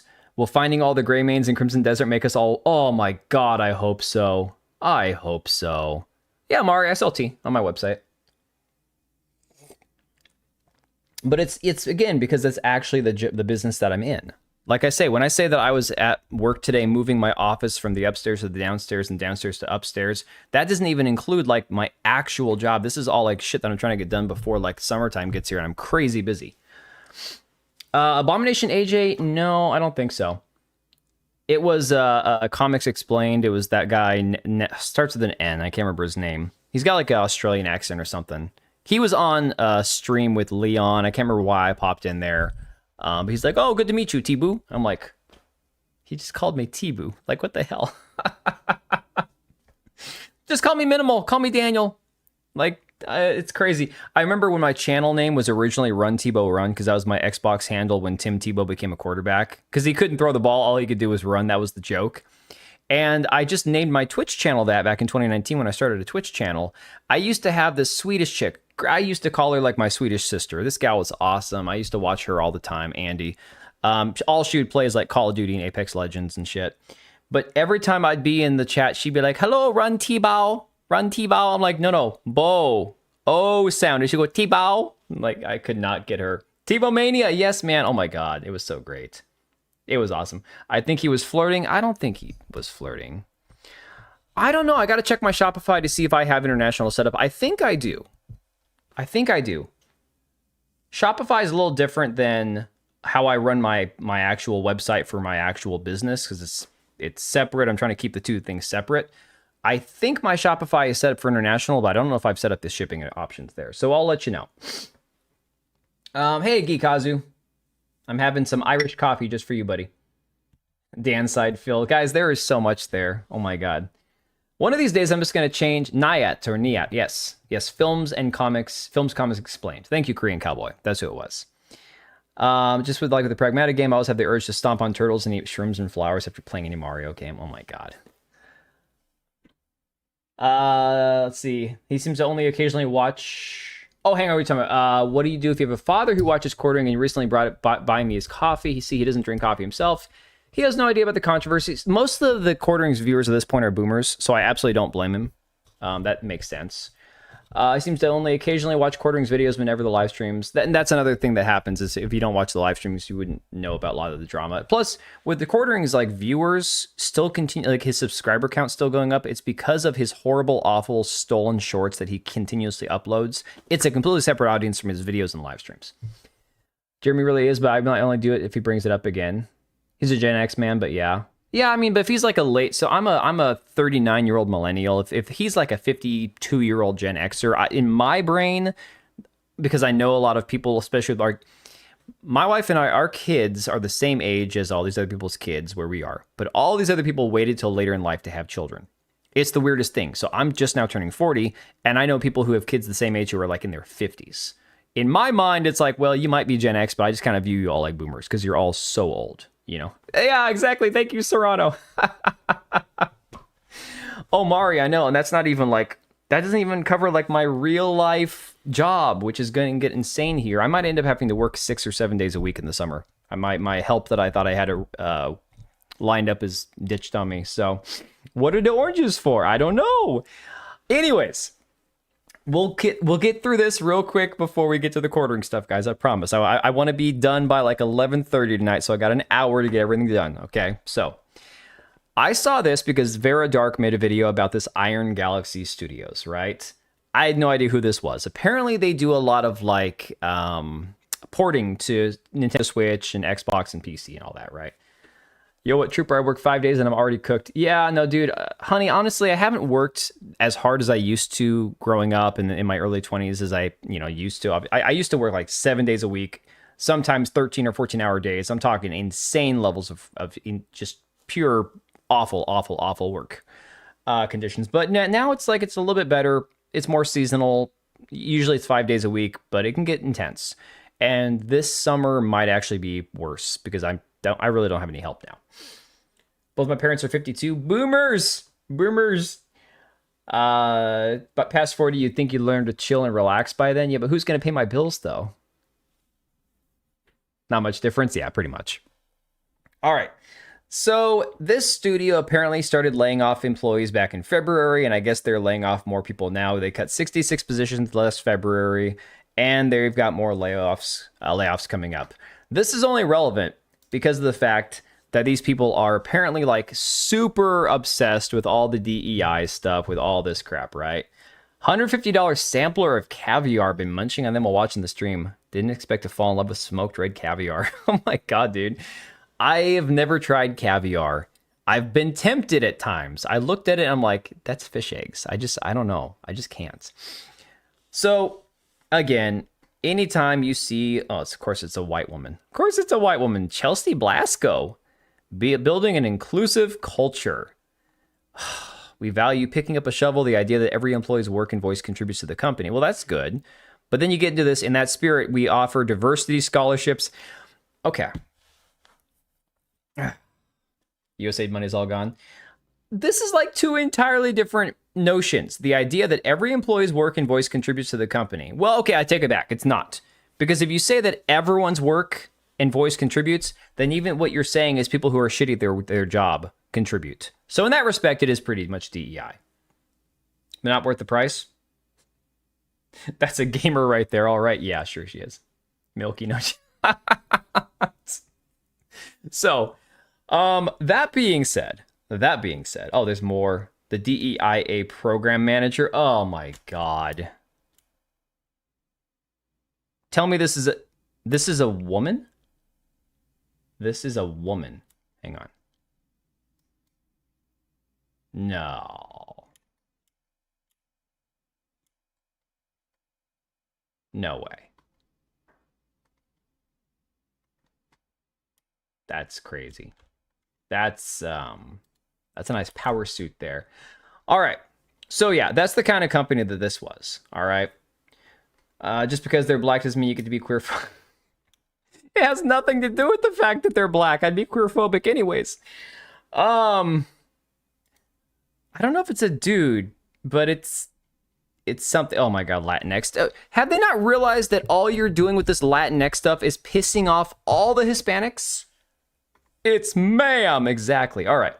So this ties into another game, because it's actually more specifically a game that's not doing so well.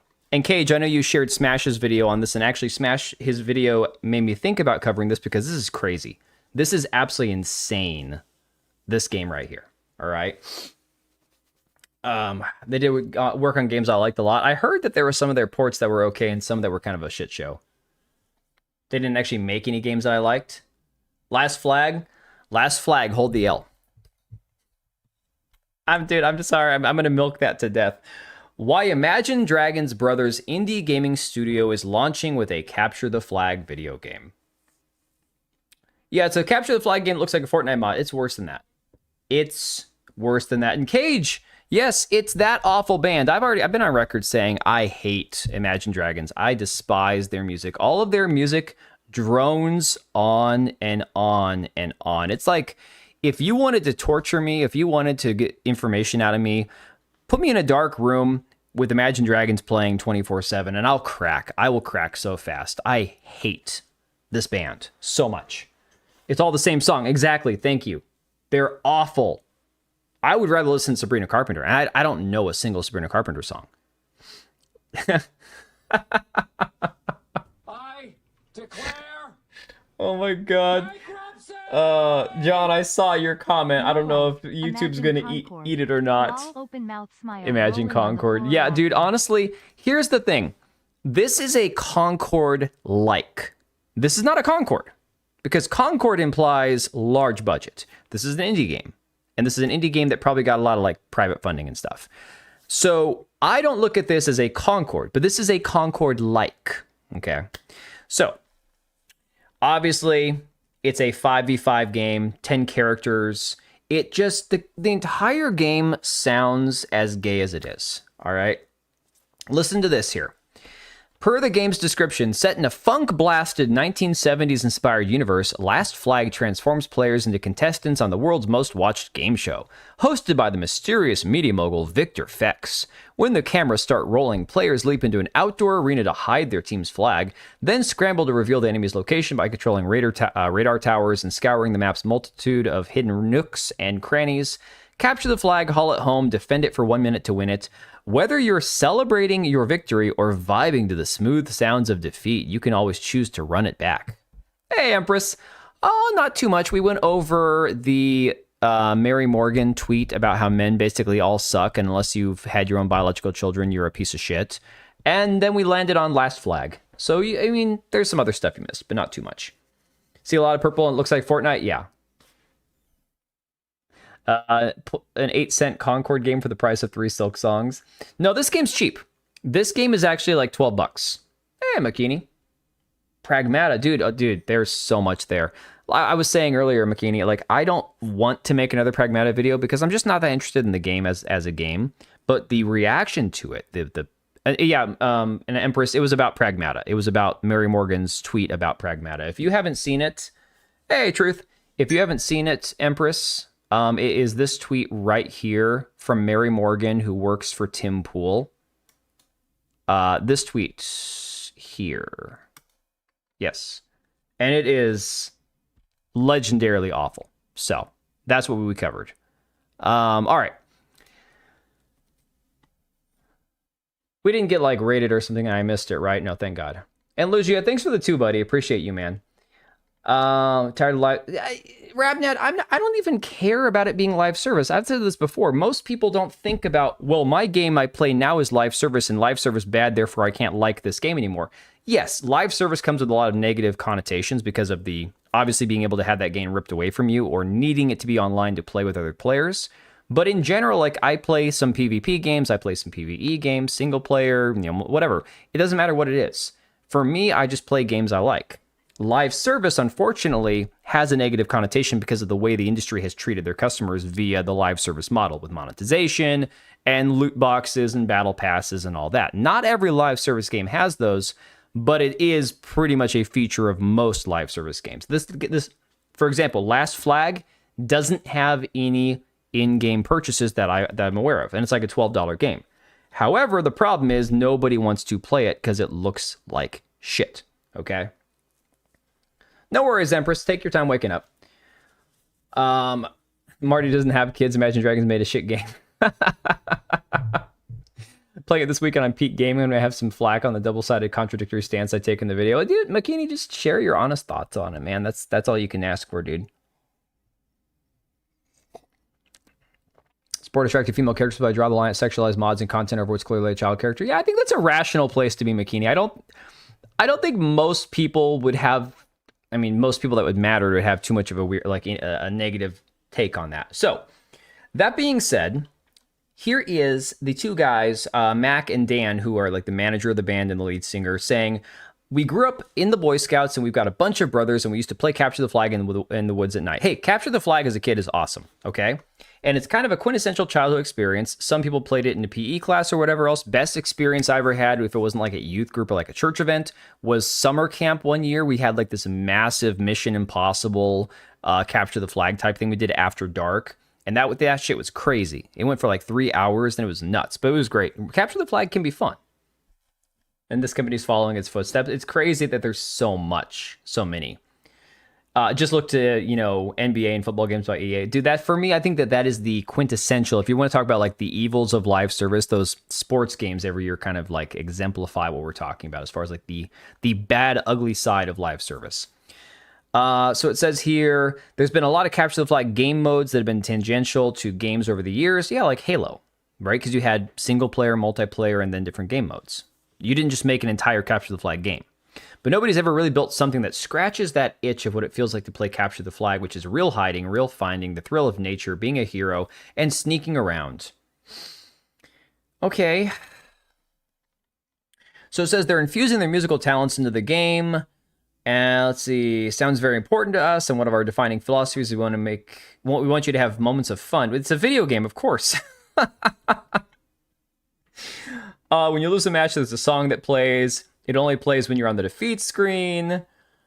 This is a cushy, like, feely game. They want you to feel good even if you lose, because it's a cool song that's only available if you lose the game. Oh my god, it'll make sense as we get into the person behind this studio, guys. It'll start to make more sense.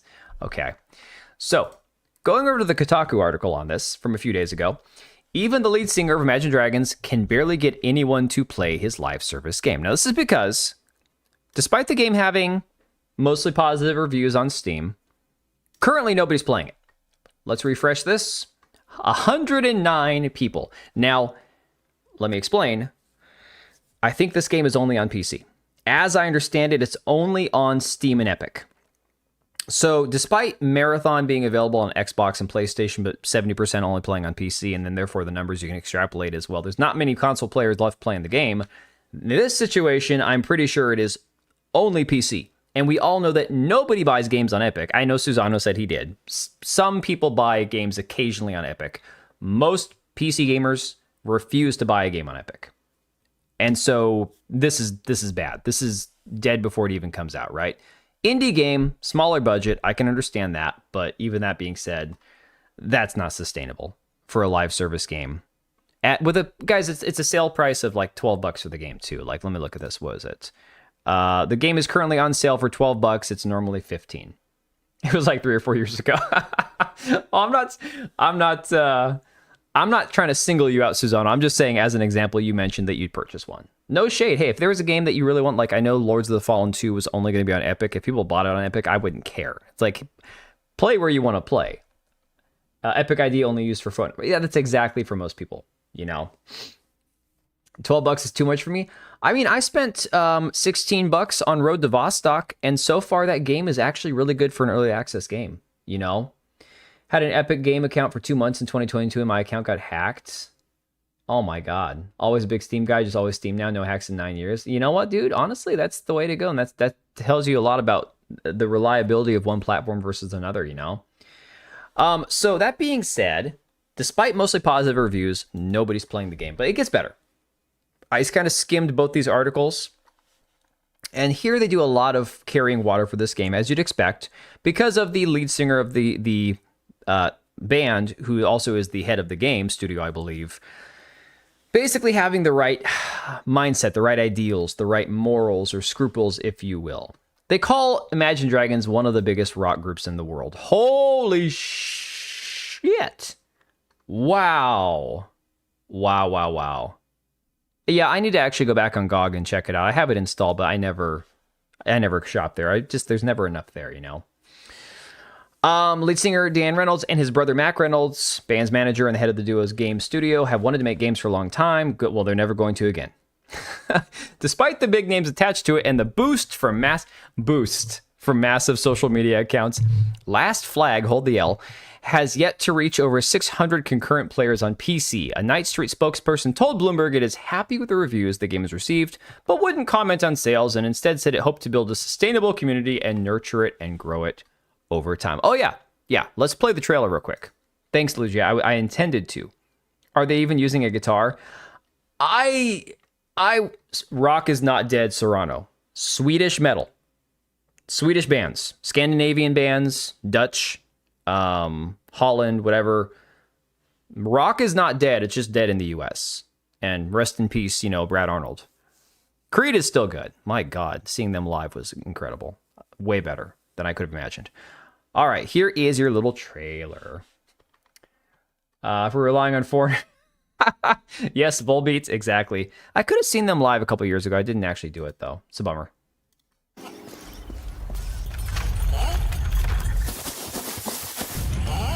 Volbeat is damn good. Coming to you live and in dino color, it's Last Flag. Oh my God. Reloaded shared universe.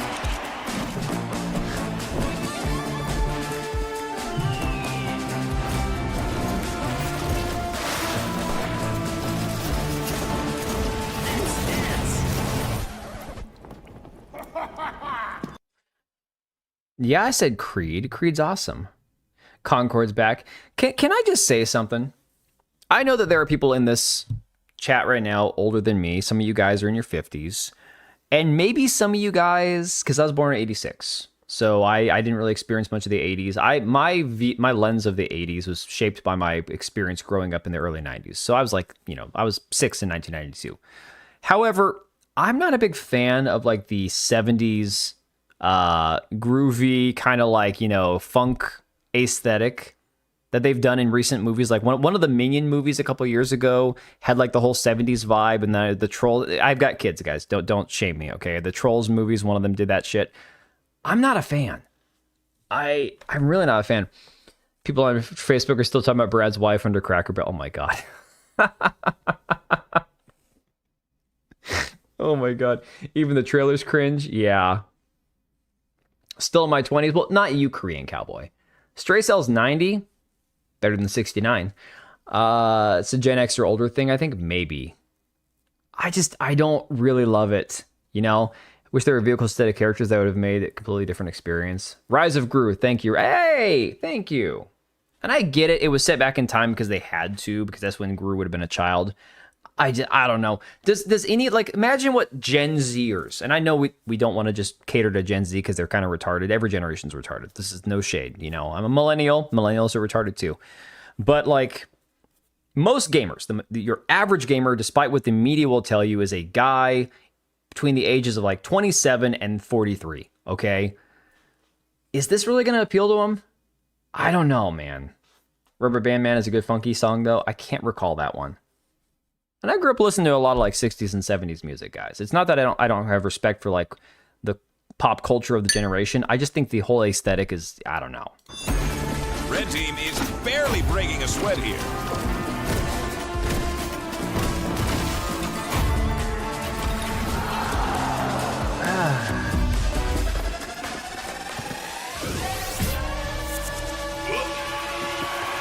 So you're just gonna stand there and get flipped around and not see the person taking your flag.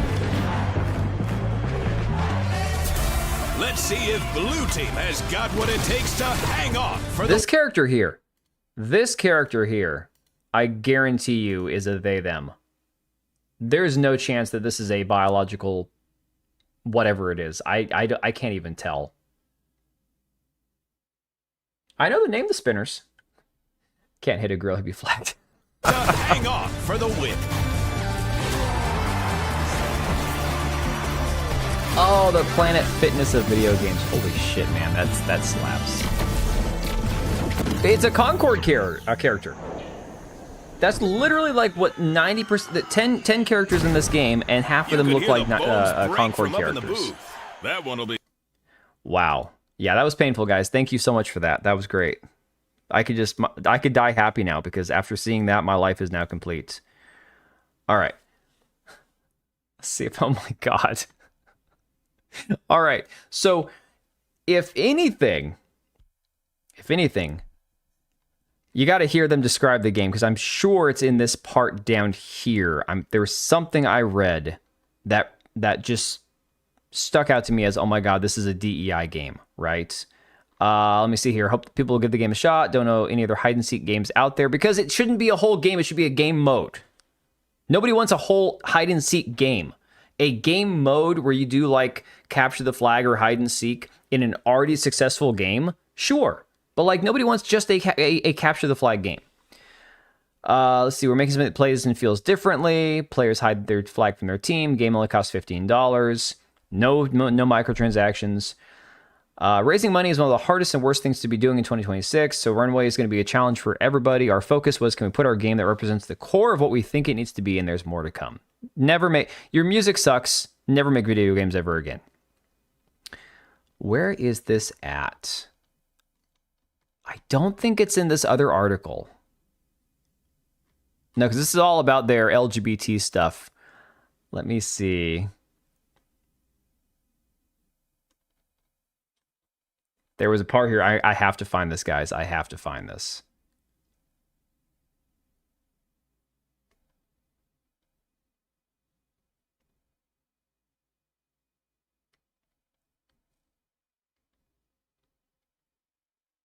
Oh, it's right here. It's right here. Okay. It's right here. And they're Mormons, yeah.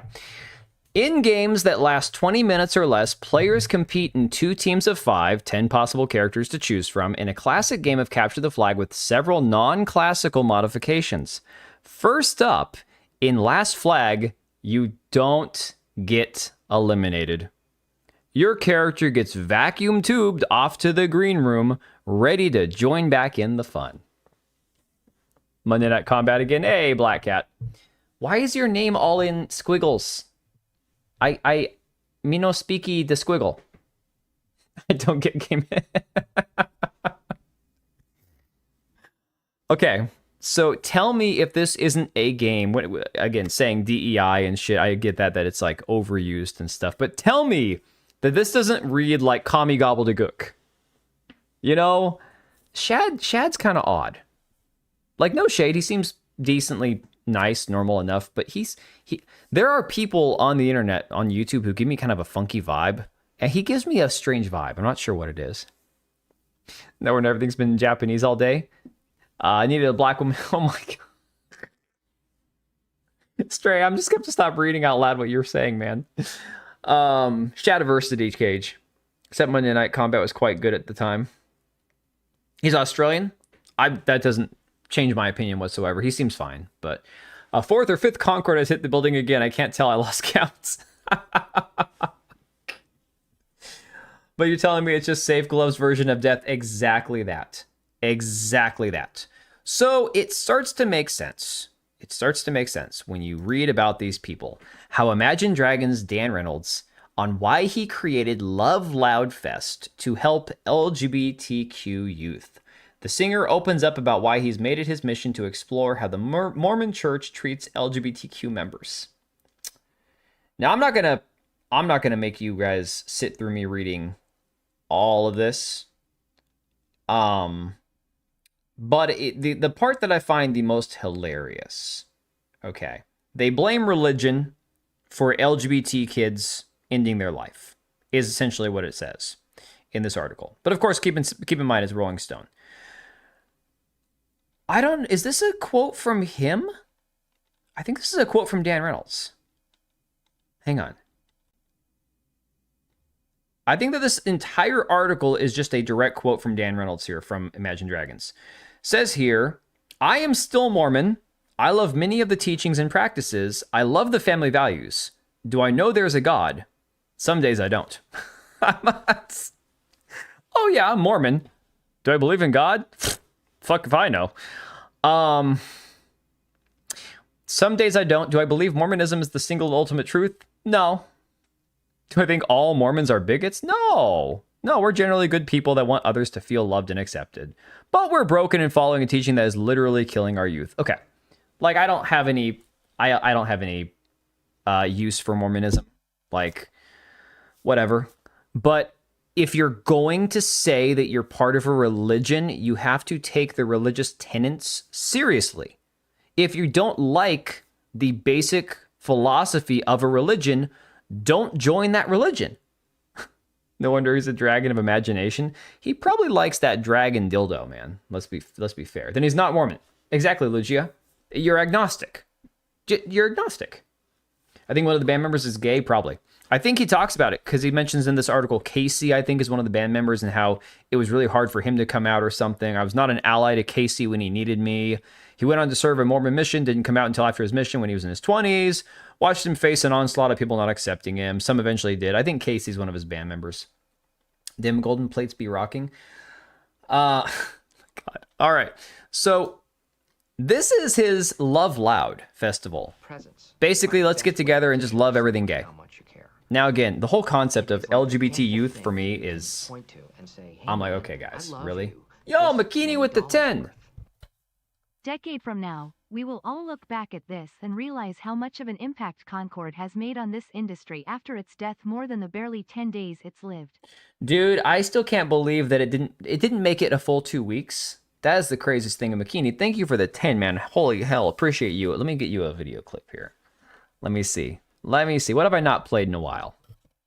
What have I not played? Oh, this is... I still remember when I uploaded this one. Hang on.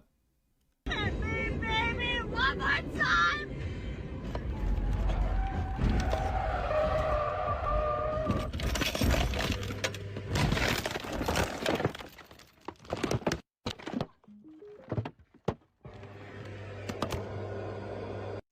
I don't think I'm ever going to be allowed to play the Barking Melanie clip ever again. I just don't think I'll ever be allowed to.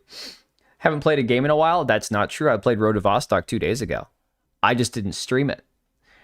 But thank you for the 10, Makini. Appreciate you, dude. So yeah, ignite the vital conversation about what it means to unconditionally love, understand, support, accept, and celebrate our LGBTQ friends and family. Now, again, I don't agree with like the whole Pride Festival, Pride Parade, all that crap. But the part that bothers me is the whole, this is for the gay youth, the LGBT youth. And it's like, I wonder if we're really going to blame religion for the LGBT youth ending their life prematurely, or maybe there's something else going on below like the surface, right? My phone's cracked. Oh no. Ran a red light while live streaming. Oh shit, I should probably get that one. Y'all see that extra Emily was caught view botting? It doesn't surprise me. That woman's awful. Like, completely no personality whatsoever. Just basically, just repeat the right talking points. Dude, Pokimane, Valkyrie, Cinna, Extra Emily, the most boring women on the planet. They all look exactly the same despite being vastly different ethnicities, but they're all boring. It's just crazy. They're all like, I love nothing more than to be dragged out. yeah, I'm not, you guys get the idea. Everything has conditions and terms. You are not wrong. Dude looks fruity, but he's straight. He's an ally. He's an ally, guys. All right. Here was him on the Kelly Clarkson show, another person in the music industry who I despise because all she has ever done in her life that's been worth talking about is covers of other people's music. But that's a whole different topic for a different day. Talentless hack. Talking about the importance of celebrating the LGBTQ children. Stay the fuck away from my kids. And you've also started up a special charity. Can you explain what it is? Yeah, it's Love Loud. It's in Utah is where it started, and we want to bring it to other places. But it's really just focused on igniting the conversation about what it means to love and celebrate your LGBTQ children. When a child is raised, especially in a religious community and they're LGBTQ, their suicide rate skyrockets, the depression, anxiety rate skyrockets. So it's really about changing the conversation, igniting these conversations with these families. Right, about, Susano? hey, how do we celebrate our children? I really don't like the term accept, kind of feels like it's like, I'll accept you. But celebrate is really the word we try to use, which is like, how do we let our LGBTQ children know they're perfect just the way they are and they deserve to be celebrated? And especially in these religious communities, let's have these uncomfortable, hard conversations and help the parents know that there's really only one Shaq's choice, and that's to let face. your Oh child my be who they need God. to be, love them, and celebrate them. So that's it. Kelly Clarkson's a piece of shit. I despise her. And then listen to what Kelly says right here. Okay, this is the best part. It's so crazy. Like, we all have kids. It's crazy to me. Like I'm just hopeful that my kids find love. I don't care who it's with. You know what I'm saying? Like, Yeah, that sounds like my former crush when I was 15, 16 or whatever it was that I've seen on Facebook recently. You guys on Discord know I was talking about her. You know, second marriage, third marriage, 7 kids between them from different marriages, and one of the kids is gay and the other one's trans. And it's like, oh my God, I dodged a bullet on that one. Like, holy shit.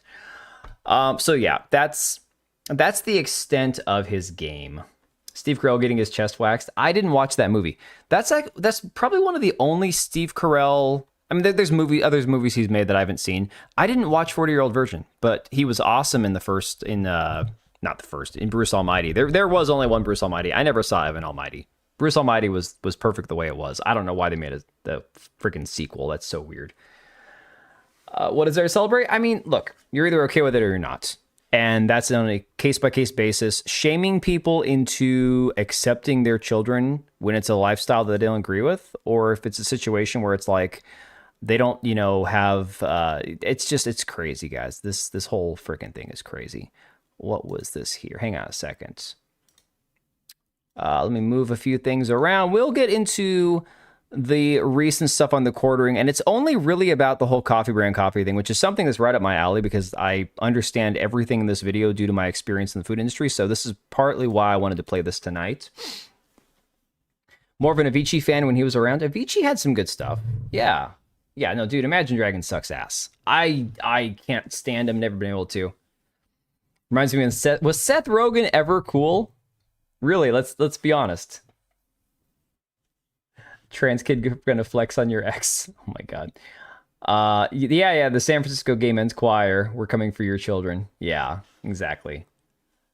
Oh yeah, no, Empress, she is 100%. Guys, even freaking in the country, not that country music actually is a thing anymore, but like Carrie Underwood's also a friggin' lefty. Don't believe their lying ass, okay? All these people in the industry, 99% of them are all the same.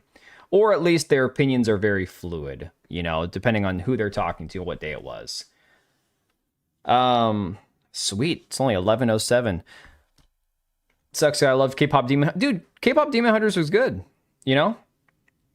As a kids movie, my daughter loved it. My sons tolerated it. The message in the movie was really good. I thought it was well done. You know how I know you're gay? You like Coldplay. Coldplay is the other one. So you got Imagine Dragons and you got Coldplay. And between the two of them, I don't know which one I hate more. That's fascinating. Yeah, you know, Eye of Braille, it is actually a really good movie. It's not Tebow brand tea. It's just my website, minimaleffort.shop, and I've got my tea on there, man. I'm gonna put a picture of me in every bag of tea that I sell, bagging your freaking tea here, so you can see that unlike Mr. Jeremy, it's actually me bagging the tea up. There was a few decent songs. I don't know. Yeah, T-Boo. All right. So there's been some updates with the quartering. Kino Casino's not back till Wednesday. I guess one of the two guys decided to take a break, take his family on vacation. And so their channel's still not restored yet. There's a lot of things where it's currently just kind of stagnant. People have been making videos investigating the quartering, compiling. There's like one video that's like a 2-hour timeline of all the events. Hassan's talked about him. Asmongold's talked about him. We covered all that on the streams last week. Yeah, I don't know anybody who didn't really like K-pop Demon Hunters, How to know it's not dry herbs? Oh no. Nobody tell him. Viva la Vida? Viva la Vida. What is that? I can't remember. Was that a Coldplay song? I can't remember, guys. Anyways, so apparently now there is a Geralizer page, which is basically, it tracks all of his videos that he's ever made, and you can do keyword searches across them, okay? This one guy, Songs in the Key of CWC, says, thanks to the Geralizer, I stumbled across this clip of Jer and Styx talking about the Kino Casino way back on October 14th, where Jer says all content is welcome. They're welcome to make whatever content they want, which again takes us to where we are today, where he's basically threatened them multiple times. Huge hit in the early... Yeah, I know the name. Livin' La Vida Loca. Oh my God. Now that's gay. You want to talk about gay? Ricky Martin, man. All right. The Geralizer page, just for shits and giggles. I tried this earlier, right? And I'm like, all right. Somebody did the word poop. And apparently Jeremy's talked about the word poop like 16 or 1,800 times or something in all of his videos. So I'm like, let's do boobs. See what pops up. 341 mentions across 194 videos. If we do, can it search for more than one word at a time?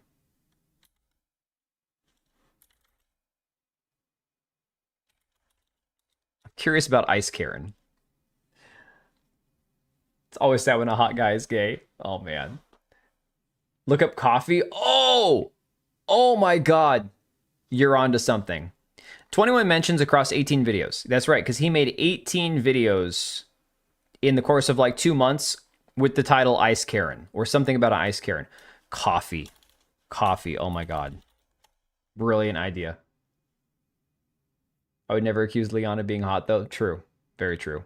Look up... I'm not looking up you. Oh my God.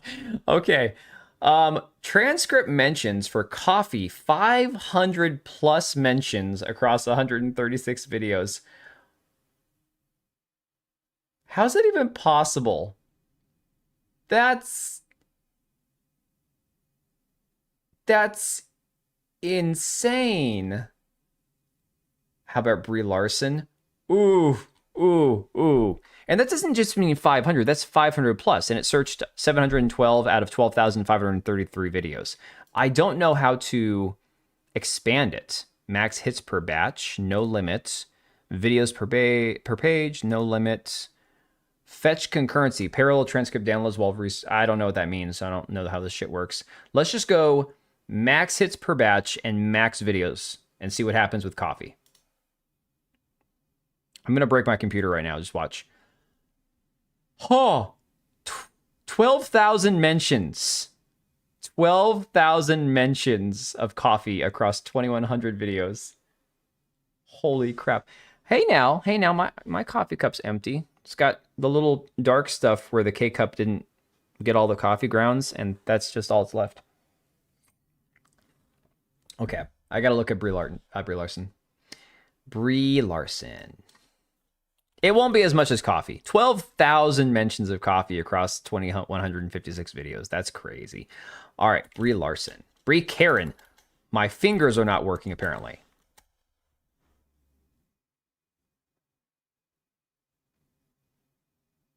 The plug ring. Why her, Cage? In case you don't know, so the quartering, basically when Brie Larson was getting shit on the Marvels because she's terrible, and Captain Marvel and, you know, all the Avengers movies because she sucks. Basically, he made it his mission in life to be the #1 YouTuber talking about Brie Larson. He made more videos about her than anybody else. Brie Larson mentioned in 333 videos with 1,400 mentions. I mean, guys, here's the thing. If you did the same thing to my channel, if you looked up the word woke or those kind of things, it would pop up 1,000 results too. There, in context, some of these things look worse than they really are. But it does kind of show you like a little bit of insight into exactly what we're talking about with like milking a dead cow, right? Obsessed? A little. It's a little. Also, VTuber Vexmilk accused of using false emails to get another VTuber Kodiak fired. Yeah, I saw something. I saw Rev covering something about that. How about the word marathon? For me, that'd be a lot. For Jeremy doesn't cover culture war stuff anymore. Remember, he's too big for the culture war stuff. He's too big for like anti-woke stuff. He has to do like, you know, serious news, like McDonald's news. What is it? What is it about him that doesn't like, okay, guys, I am on the unfortunate side of where I can't gain weight and I'm currently out of shape because I haven't been to the gym in months and I've got a bad back. And it's just like, I cannot get myself to where I physically am that lean, but in shape that I used to be because I don't have time right now, right? But I'm not overweight, so I guess that's one thing in my favor. What is it about Jeremy where as an overweight, morbidly obese man, he doesn't have the self-awareness to realize making videos about McDonald's when he looks like a 400-pound slob is probably going to make people go, oh my God, this guy's obsessed with fast food, right? And then all he does is talk about his poop and his bowel movements. And you go, you're making like at least one video a day or a couple videos a week talking about fast food restaurants. Asmongold finds out he owes $400,000 to the IRS. I would love to owe the IRS $400,000 because that means that I'm like swimming in so much cash that I don't know what to do with it, you know? Under attack, I don't know, but it's under attack enough. Like, is it too vague? Is it too 191 mentions? New York City under attack. I'm under attack. Channel's under attack thing. Iran came under attack. Yeah, under attack is going to be too. Maybe we're under attack on the Jeremy Hambley channel. He's the reason touch grass exists as a phrase. Yeah. I don't know. So that's not what his streams are. I'm talking about like his actual videos. He does like he'll go through like weird cycles where he'll not cover anything pop culture because he's too good for that. The news cycle will be all about ice, and then, you know, politics and stuff. Then he runs out of things to talk about, and he'll talk about like fast food restaurants and fast food chains dying or raising their prices. It's like nobody cares. Look up eat. Oh my God. What about McDonald's? Eat is a very common word, right? That's one of those things that I wouldn't be surprised if there's 10,000 mentions of the word eat. I'm thinking, no, I know his streams are always dead. I know. It's crazy. See, 83,000 mentions across 12,000 videos for the word eat. And it's pulling the three letters out for sweaty, great, create. That's a very non-accurate search. Looking at more like, let's look at the word McDonald's. Okay, this website is really slow. Holy shit. I wonder if there's a bunch of people using it or it's just not working properly. Would use the food names? Yeah, let's try McDonald's. Things more narrowed to it? Yeah. Huh. That's interesting. That's really, it's only got 2 results, despite the fact that he's made like dozens of videos talking about fast food places. I don't know. You could do this shit all day long. The point is it exists, and so people are using it to find things that he's talked about in the past, right? I mean, he even did this thing a week and a half ago, saying in the last 5 hours, people have shown up at my house, caller ID blocked numbers, blah, blah, blah. This Wasson Watch Company came back and said, at your house, and he's like, yeah, one guy showed up and had a total meltdown when I said I was calling the police. A beat-up red F-150 ran away as soon as I answered the door. Jeremy said that the guy like ran away crying, right? 1099 is 20% of what you earn and how you file. So I would love to have that much money. Just saying. I wouldn't want to have to pay the IRS that much money, but to have that much money that you owe them that much is pretty crazy. At your house, Sam Hyde. Oh my God. Yeah, I'm ready for Hassan to go all like this on him, you know? Oh, you know it, lad. You know that Hassan Piker? I'm coming to kill you in Los Angeles at your house. Or in the ring. No, in real life.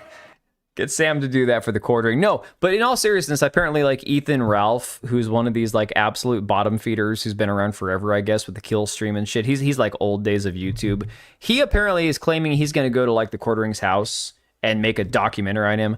The quartering was like, well, you know, basically he threatened him like, if you come here, I can't be responsible for what happens. And then Ethan Ralph's like, are you threatening me? And then the quartering deleted his tweets. Yeah, wear your skin as a suit. Oh, it's so good. I shortened the clip because it goes on a little bit too long. Quartering claimed that a beat-up Red F-150, wow, I'm dyslexic, showed up on his property suggesting it was part of a real-world harassment campaign, but Jeremy's a known liar. No pics, no video. You know where we saw a beat-up Red F-150 before in Jeremy's own video in March. So apparently this was a video from when... I don't know if this person showed up at his house. Hang on, let's see here. I guess we could do this on the Jeralizer page for ourselves. There's the F-150. Nobody says, we don't know. Oh, I want prior arrests. Prior arrests. Oh, no, this is on a video he's making about, looks like the university professor killing. From, what is that, last September? Yeah. He had no criminal record. Wow, okay, so his first crime jumps right into the deep end.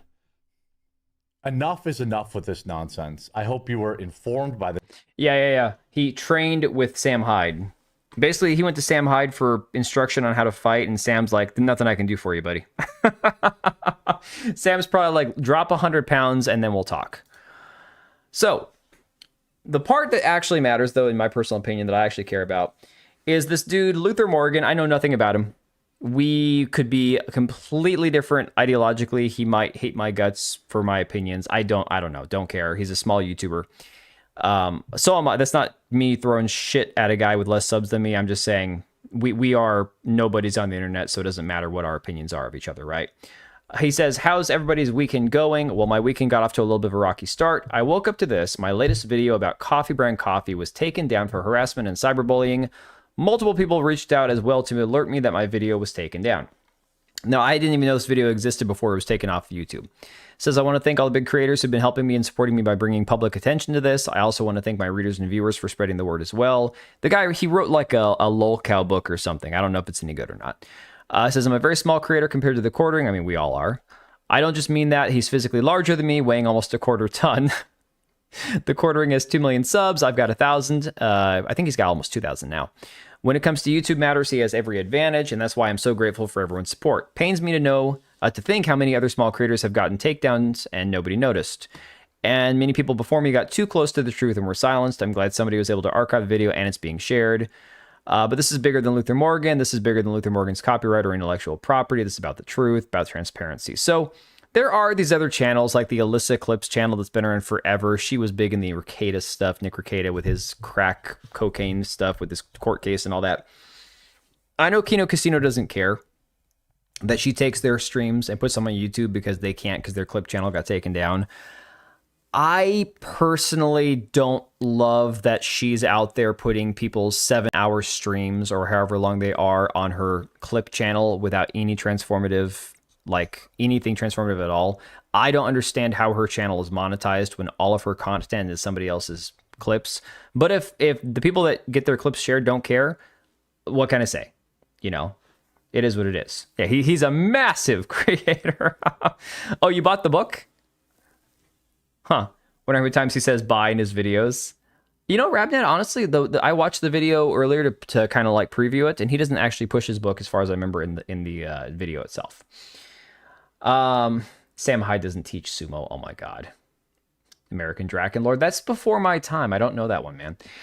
All right. So here is the actual video. Oh, here you got Josh Moon saying the quartering sold coffee brand coffee by saying that he had employees making it. it was his own industrial space with his own industrial equipment by a master roaster that was a family member or using a family recipe. If that's bullshit, that's consumer fraud. I never caught that the whole master roaster thing was a thing. I didn't know that. That's crazy. So here is the video, now re-uploaded to Luther Morgan's YouTube channel, minus like 30 seconds for the part that got flagged. Okay, so I'm going to switch screens here real quick so we have the full screen. Who was the dude in that clip? You're talking about the red Ford F-150? That was I guess like a shooter or something, not somebody at his house. The point is he takes something from 6 months ago, 8 months ago that he remembers, oh, there was a guy in a red Ford F-150, and he can't even be creative enough in his lies to spin that as, oh, there was some guy that showed up in a beat up Nissan or something. He just straight up goes, oh yeah, there was a guy in a Ford red F-150 that came to my house, because his brain is so full of holes. Threatening Hassan, that was Sam Hyde, man. You don't know Sam Hyde? Oh, buddy. Okay. Sam Hyde was before my time on the internet also, but I've become very well acquainted with Sam Hyde in the past couple of years. Oh my God. He's insane. All right. He's the guy that put on Fish Tank Live. So he's the one that runs, I think he runs Fish Tank Live. All right. Here is Luther Morgan's video on the whole coffee brand coughing thing. Everyone trying hard to cancel Quartering for reacting to borderline doxing about his personal life. Well, I'm not talking about anybody actually doxing him. This is more about the fact that he's been selling this whole coffee brand coffee thing as if he's actually paying people to roast his coffee. And the video here basically disproves it. And it's not about doxing him because the video only goes over his business and he actually redacts his personal address. I think you've told me to look him up before. Yeah, Sam Hyde's the Candyman. Exactly. I think the most legitimate problem people have is it's not even anymore the whole cuck stuff, because that's kind of like no longer even being talked about. It's the fact that essentially the guy that's over there on Rumble telling people that, oh yeah, we care about free speech, is essentially threatening creators. The creators get taken off the platform. Then him and freaking Chris Pavlovsky go, hey, come to Rumble. Rumble's great. Despite the fact that he threatened to have them taken down and then they were taken down. It's just things aren't adding up. So. I mean, he's been caught lying before. He said that Rumble gave him a 5-year extension, and Chris is out there saying nobody gets a contract like that. Where's the truth? The truth has to be somewhere. Somewhere, exactly, right? Maybe I'm too old to know Hyde. I mean, that's kind of the situation I fall under, only because I'm young for the internet, but I'm old in the fact that I got on this stuff late, I guess. I don't know. Yeah, the Rumble CEO blocks Vex for asking an honest question because he just assumed she was a bot. Right. Smart enough to stay off the internet, pretty much. All right. Maybe if you read it, you could have avoided all this, Jer. An awesome 2020. And I'll preface this again by saying I have said time and time again, I don't have any opinion on Kino Casino.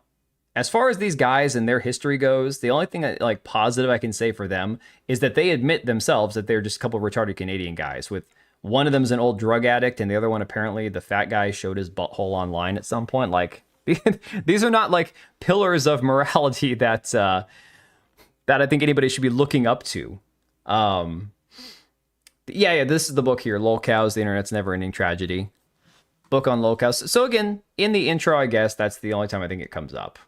Hey guys, Luther Morgan here with another video about the quartering, and today we're going to be exposing the coffee brand coffee grift with real documents, with real information from Utah and Wisconsin.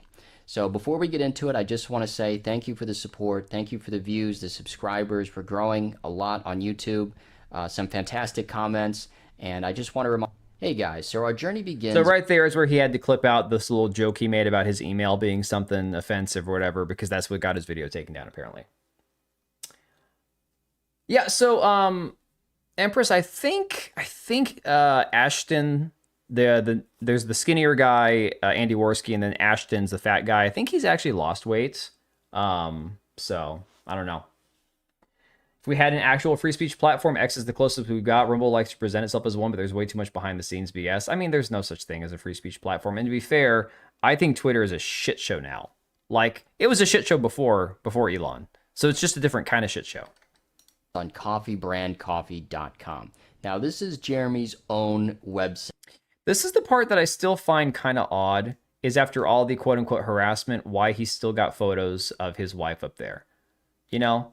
And yeah, there are people who have done and said things about like making AI images of her and stuff. And I think that's bullshit. You shouldn't do that. But whatever. It's like, I can't control people on the internet. But I mean, if I honestly thought that my wife was being harassed or whatever, I mean, it's like, you don't see my wife in here right now, right? I don't put her on my channel.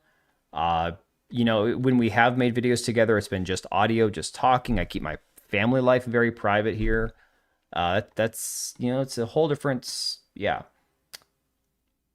Yeah, I prefer Blue Sky 100%. God, get out of here. I have a Blue Sky account, but it's only for keeping tabs on people. And, you know, there's a picture of him and his wife, but of course she's not a public figure. And, you know, we talk about the coffee brand coffee story. You know, this is his sales pitch. It's Jeremy. He's the founder of Coffee Brand Coffee. Get to the coffee. I also don't think that simply having your wife on the page for the Coffee Brand Coffee makes her quote unquote a public figure. Anybody with their little mom and pop website could have a photo of themselves as the business owner, and that's cool and all that. But I think the more compelling argument for her being a public figure is the fact that she's married to a YouTuber with 2 million subs on one channel, like 7 different YouTube channels, and the fact that she is featured in the claw machine videos where he has not even taken that channel down, removed videos that have her in it. You're leaving her up on the internet, so that essentially makes her a public figure. You know, conservative LARP, and that's what most of it is most of the time. Hey, Arturo over on Rumble. Let me see here. This and that. Yeah. So let's go to the contact page, because what I'm really interested in is, where is the coffee factory? Because Jeremy has made so many claims about Coffee Brand Coffee, how it's a family business. He handles everything in-house, everything from the roasting to the packaging, that he has a roast master. Yeah, Cage, spouses, kids, and families off limits. And like I said, even if she's, you know, on the picture there, I don't think there's any reason for people to go after her. And to be fair, there's always going to be a bunch of retards online that do shit that nobody's endorsed. They shouldn't do that. It's pretty obvious. Like, I don't think anybody would endorse going after his wife over any reason. I mean, that's just insane. He's referred to it as a family business, etc. So where is this coffee factory? Because we should be able to find it. Why do I say that? It's because all food processors and all food manufacturers have to have a food license. So usually... Now, right, well, he says right here is 1,000% correct. And I can tell you that as somebody who has had family businesses licensed through both a health department locally in our county or through the Department of Agriculture, which is, again, overseen by, again, the U.S. Department of Agriculture, but each state has their own. So my licensing comes through the Department of Agriculture of Washington. And as such, you are licensed to sell, manufacture, and sell a certain variety of food-related products, right? That is food business 101.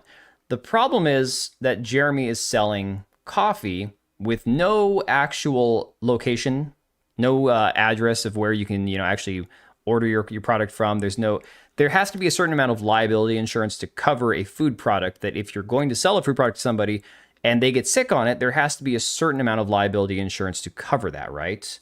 That's just the reality. Hey, Stray Cell, take it easy.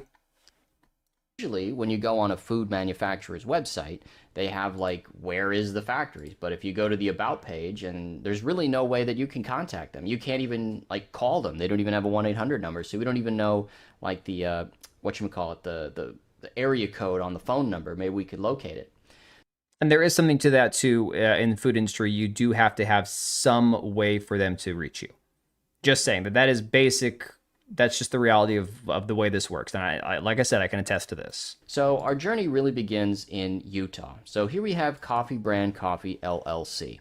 Now, Coffee Brand Coffee, LLC, if you look at here, the formation date, which is April 14, 2022. And then if you scroll down here, look who the manager is. It's Jeremy Hambley. Now, of course, we redacted his address because that is a residential address. It's not a commercial address. But he is listed as the manager. Here you have Crook Legal Group, so this is the registered agent. So if you wanted to like sue Coffee Brand Coffee, or you wanted to serve them with legal documents, this is who you would go to. This is Oh my God. I didn't catch this the first time around.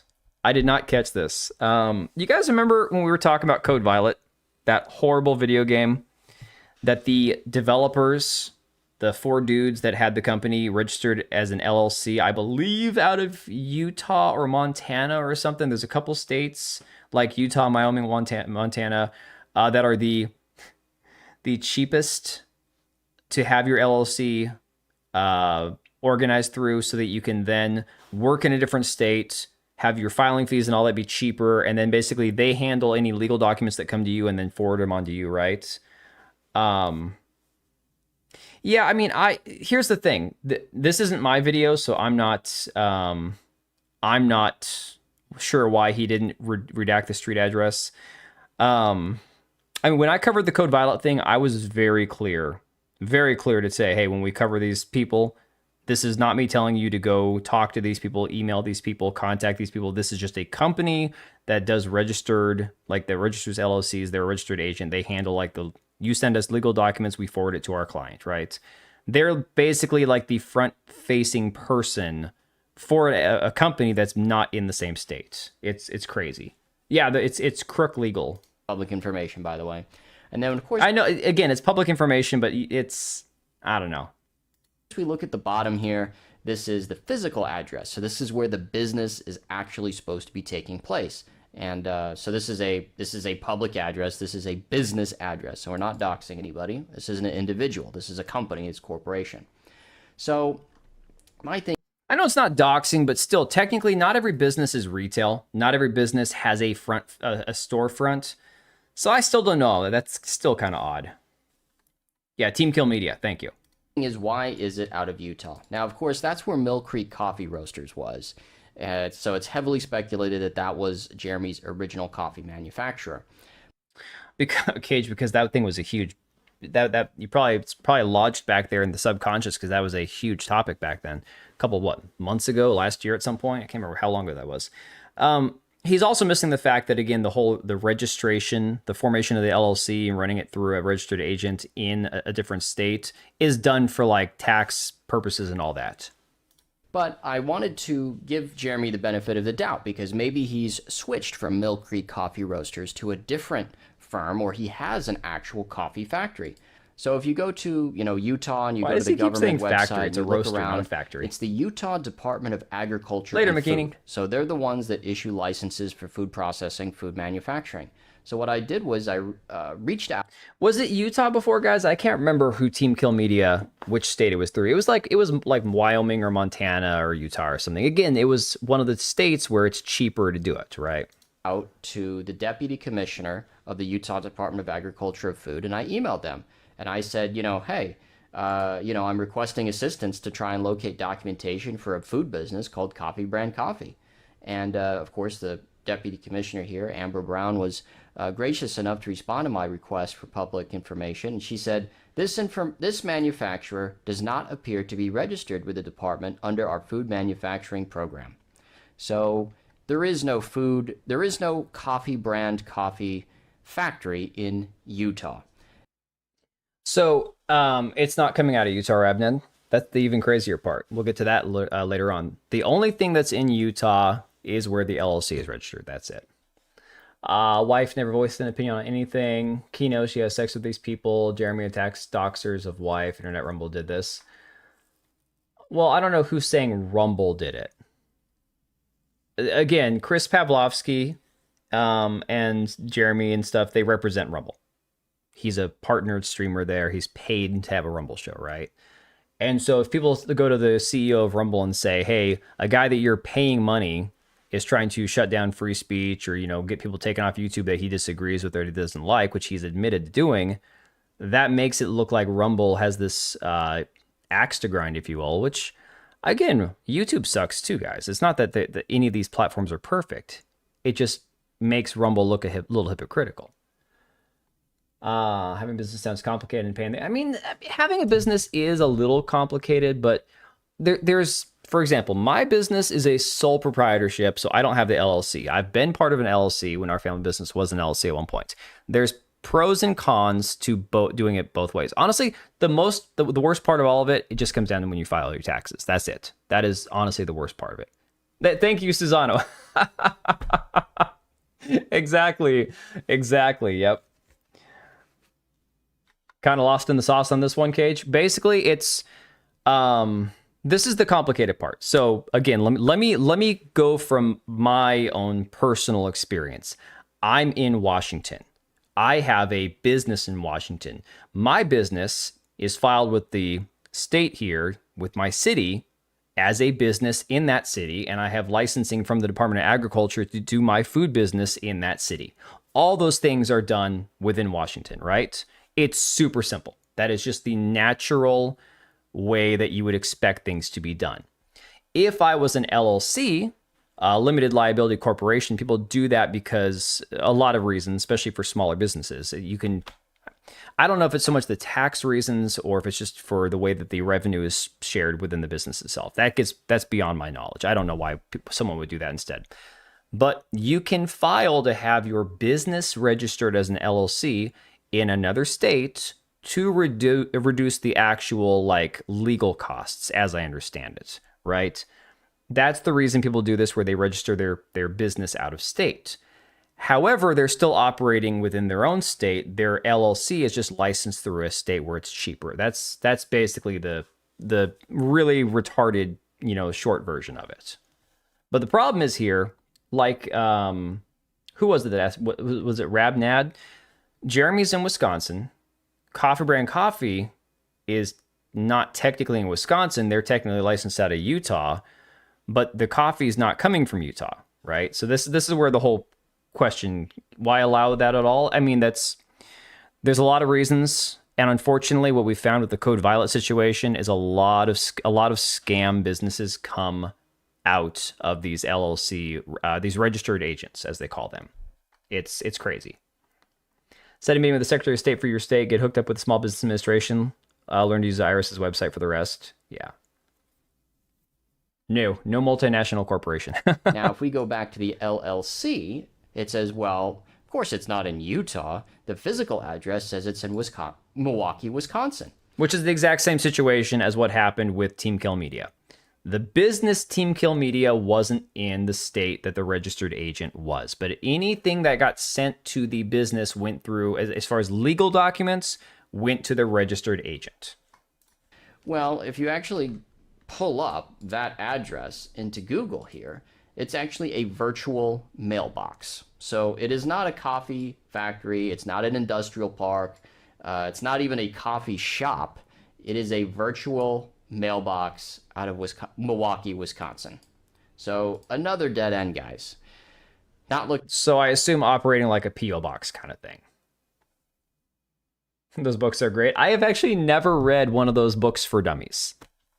Never actually done that. Looking good. So let's go to the State of Wisconsin Department of Agriculture, Trade, and Consumer Protection. So this department, very long name, this is the department that handles like the food. So it's like the Somali Learning Centers? No, so let me actually back up a sec, because the one thing that I will say is, if the quartering is just selling somebody else's coffee and putting his label on it, his name, Coffee Brand Coffee, I don't care. Like, I legit don't care. I never once believed that he was himself starting a coffee business where he hired people to roast coffees in a factory, in a warehouse somewhere, pack it, ship it from there. No, I always assumed it was some sort of private label, white label thing, right? The problem is that he sold it as something that it wasn't. If he had never done that, we wouldn't be in the situation.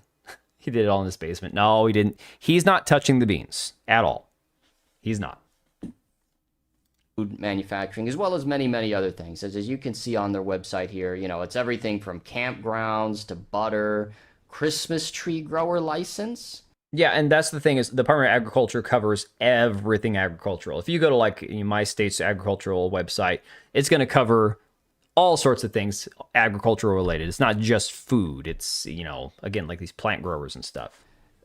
Dairy and elk, but what we're really interested in is food processing plant license. So let's go into the food, dairy. Although he did look up wholesale, and that's different from a food retail license, food warehouse. I mean, see, this is why I feel like this guy doesn't know everything that he's looking at. There's a million different classifications. And I'm not saying if you went to like food warehouse license here, that it would bring up a different result from food processing plant license wholesale here. But just the classification of wholesale, well, Jeremy's not wholesaling. Jeremy's retailing. Wholesale would be who he's buying the coffee from. So I don't know. Processing plant license. So let's go into the food, dairy, and retail food licenses page. He's probably in the right place there. If we go to the list here, so this is Wisconsin Department of Agriculture, Trade, and Consumer Protection, and we go to the registries and lists. And if we go down to Section 71, you don't. Let me tell you something. The only thing that protects people, this is the scary part. This is the God's honest truth. As somebody who's grown up in the food industry my entire life, the only thing that protects you from people doing all sorts of unspeakable things to the food that they then package and send to you is the fact that most people don't want to go to jail. That's it. But somebody could decide to pee in a bottle, send it to somebody, and call it Mountain Dew, and that person wouldn't know until they took a drink of it and got sick off of it. And then they'd have to trace it back to which factory it came out of and what day that person worked. And then eventually, hopefully, find that person and put them in jail. But you have to have basically ultimate trust. It's crazy. It's one of those things that'll make you rethink ever going to a restaurant and eating at a restaurant, is when you start to realize what the conditions are in most kitchens and in most restaurants, especially like chain restaurants, you know. You don't know. You don't know until you actually bite into that, whatever that is that you're eating, that it doesn't have somebody's like, you ever watch the movie Waiting? Them rubbing their, the meat on their junk and all that? Don't think too much about the toppings when you order pizza. Yeah. And if we go down right here where it says under food and recreational safety, we can pull up the food processing plant information, which is our next tab. So you go to food processing plant license holders. So if Coffee Brand Coffee Gage. is a real business, that's some real simp talking right there. In Wisconsin, it's going to be on this list. So let's get the PDF, shall we? So here we have it, guys. This is the food processing plant licensing holders. Now, these are all business addresses with business names and stuff. So there's no personal information on it. Exactly, honey. That's what I'm talking guys. about. Yes. So it's 95 pages. And this is everything from giant factories all the way down to your local butcher shop. So let's just do a little Control F search here, and let's type in coffee. So with Control F coffee, there's 83 results. Now, so for example, the first Sheboygan County. Oh my God, I love Torque Wisconsin names. Coffee Waukesha. Company Incorporated at 3455 Payne Avenue, Sheboygan, Wisconsin. So if we Again, this isn't doxing. This is public information. I don't know why he's reading off the addresses of these places, though. Like, I mean, I know no one's going to go to Torque Family Coffee Roasters and attack them, but it's like, get to the point, buddy. Come look on. that up, as you can see, guys, it's like a coffee factory in like an industrial park. So let's go to the next Yeah, one. most of us are in industrial demonstrative parks. It's cheaper. purposes here. So this is Door County Coffee and Tea Company. It's at 5773 State Highway 42, Sturgeon Bay, Wisconsin. So let's pull that one up. Oh, it's like a roadside thing. It's like clearly a commercial thing, but smaller. So let's try another one just for the sake of... Oh, and we also have P.O. boxes in here too. So let's... that's not a real address. So let's go to this one. Just don't be a Estes cunt to the Vu cook or the Pretz staff and you're okay. Coffee Oh Company my God. LLC, and it's at 1250 East Washington Avenue, Madison, Wisconsin. So if we pull that one up, look at this. It's a very small coffee shop. So the reason why I say this is there's everything from giant industrial firms to kind of bigger size. I get the point he's trying to make, but I still feel like it's kind of weird to go to the actual storefront images, you know? I feel like it's kind of strange. Just let me cook myself. Bigger size. Just cook at home, man. Firms all the way down to your local coffee shop. So I saw that. It's crazy. Say, oh, well, I run a small operation. It wouldn't Thank be God they're finally going to charge him with a crime, it's though. all sizes of coffee shop. All right. So if we go through this whole list, it's 83 firms. If we do Control F and go coffee brand, 0 results. So there's interesting 0 as results MVG. Oh for my God, coffee man. brand. Now you say, okay, well, let's try People the have homes. address. So if we go back to the... You don't have to have a home to cook, man. Just light a garbage can on fire. No, don't do that. Disavow. Yeah. Utah LLC, well, according to Coffee Brand Coffee LLC government paperwork, the physical address of the coffee factory is 1433 North Water Street. Isn't this the same place you already went to before? Wisconsin. So let's go ahead and plug that address. Into our search here. Oh, would you look at that? There's no There's no food processing plant license holder.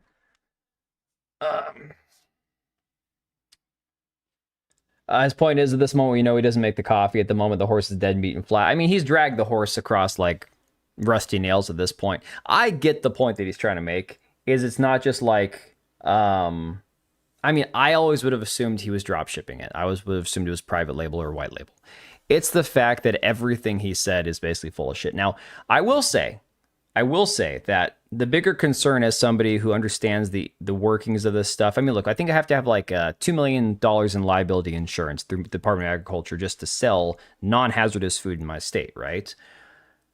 If Jeremy doesn't have that, then the person he's buying the coffee from has to have liability insurance up to a certain amount based on their state regulations. The problem is he's basically leaving the customers with no contact information, which is what I think his ultimate point in this video is, right? At that address. So, and if you search, well, every Avery, other less than address, 2,000 subs, man. He's clearly still a work in progress. So there's no coffee factory in Utah. We've confirmed that with a deputy commissioner over in Utah, and then there. Per Wisconsin Department of Trade, per the state of Cage, Wisconsin you're good at that. Department of Agriculture, Trade, and Consumer Protection, according to the food processing plant license holders list, which is very extensive and 95 pages long, coffee brand coffee doesn't exist in Wisconsin. So just for a further nail in the coffin here, I emailed Coffee Alon Omar with the wine. What was Alon Omar with the wine? I'm thinking of the bananas and rice chick at this point, man. Seen that Marvel's doing an MCU in the Doomsday movie? I didn't see that. I haven't paid too much attention to Marvel recently, though. I'm kind of like over them entirely.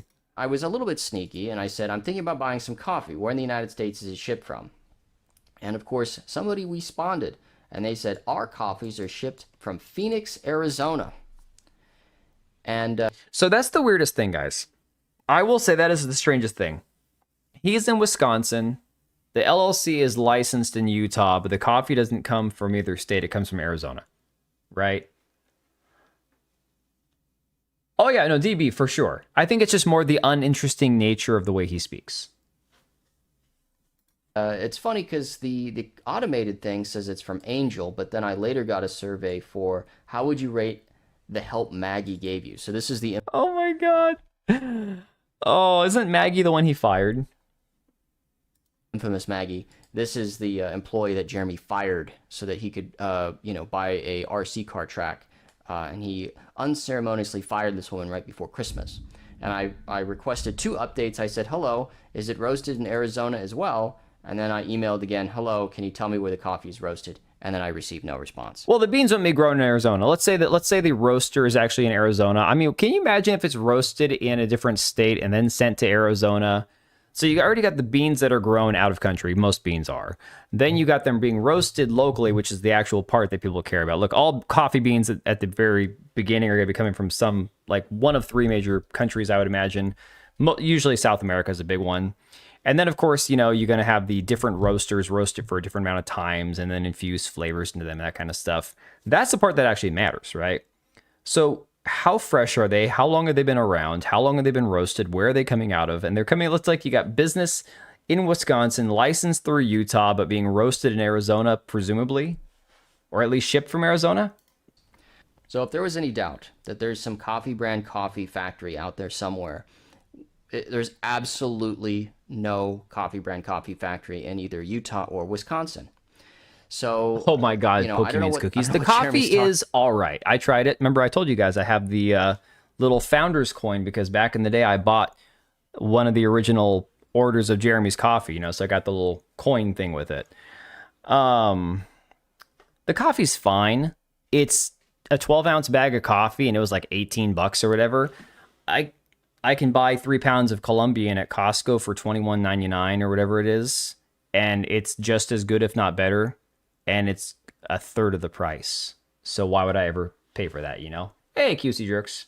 About when he says that it's a family business, that he has a coffee roaster, this and that. He doesn't.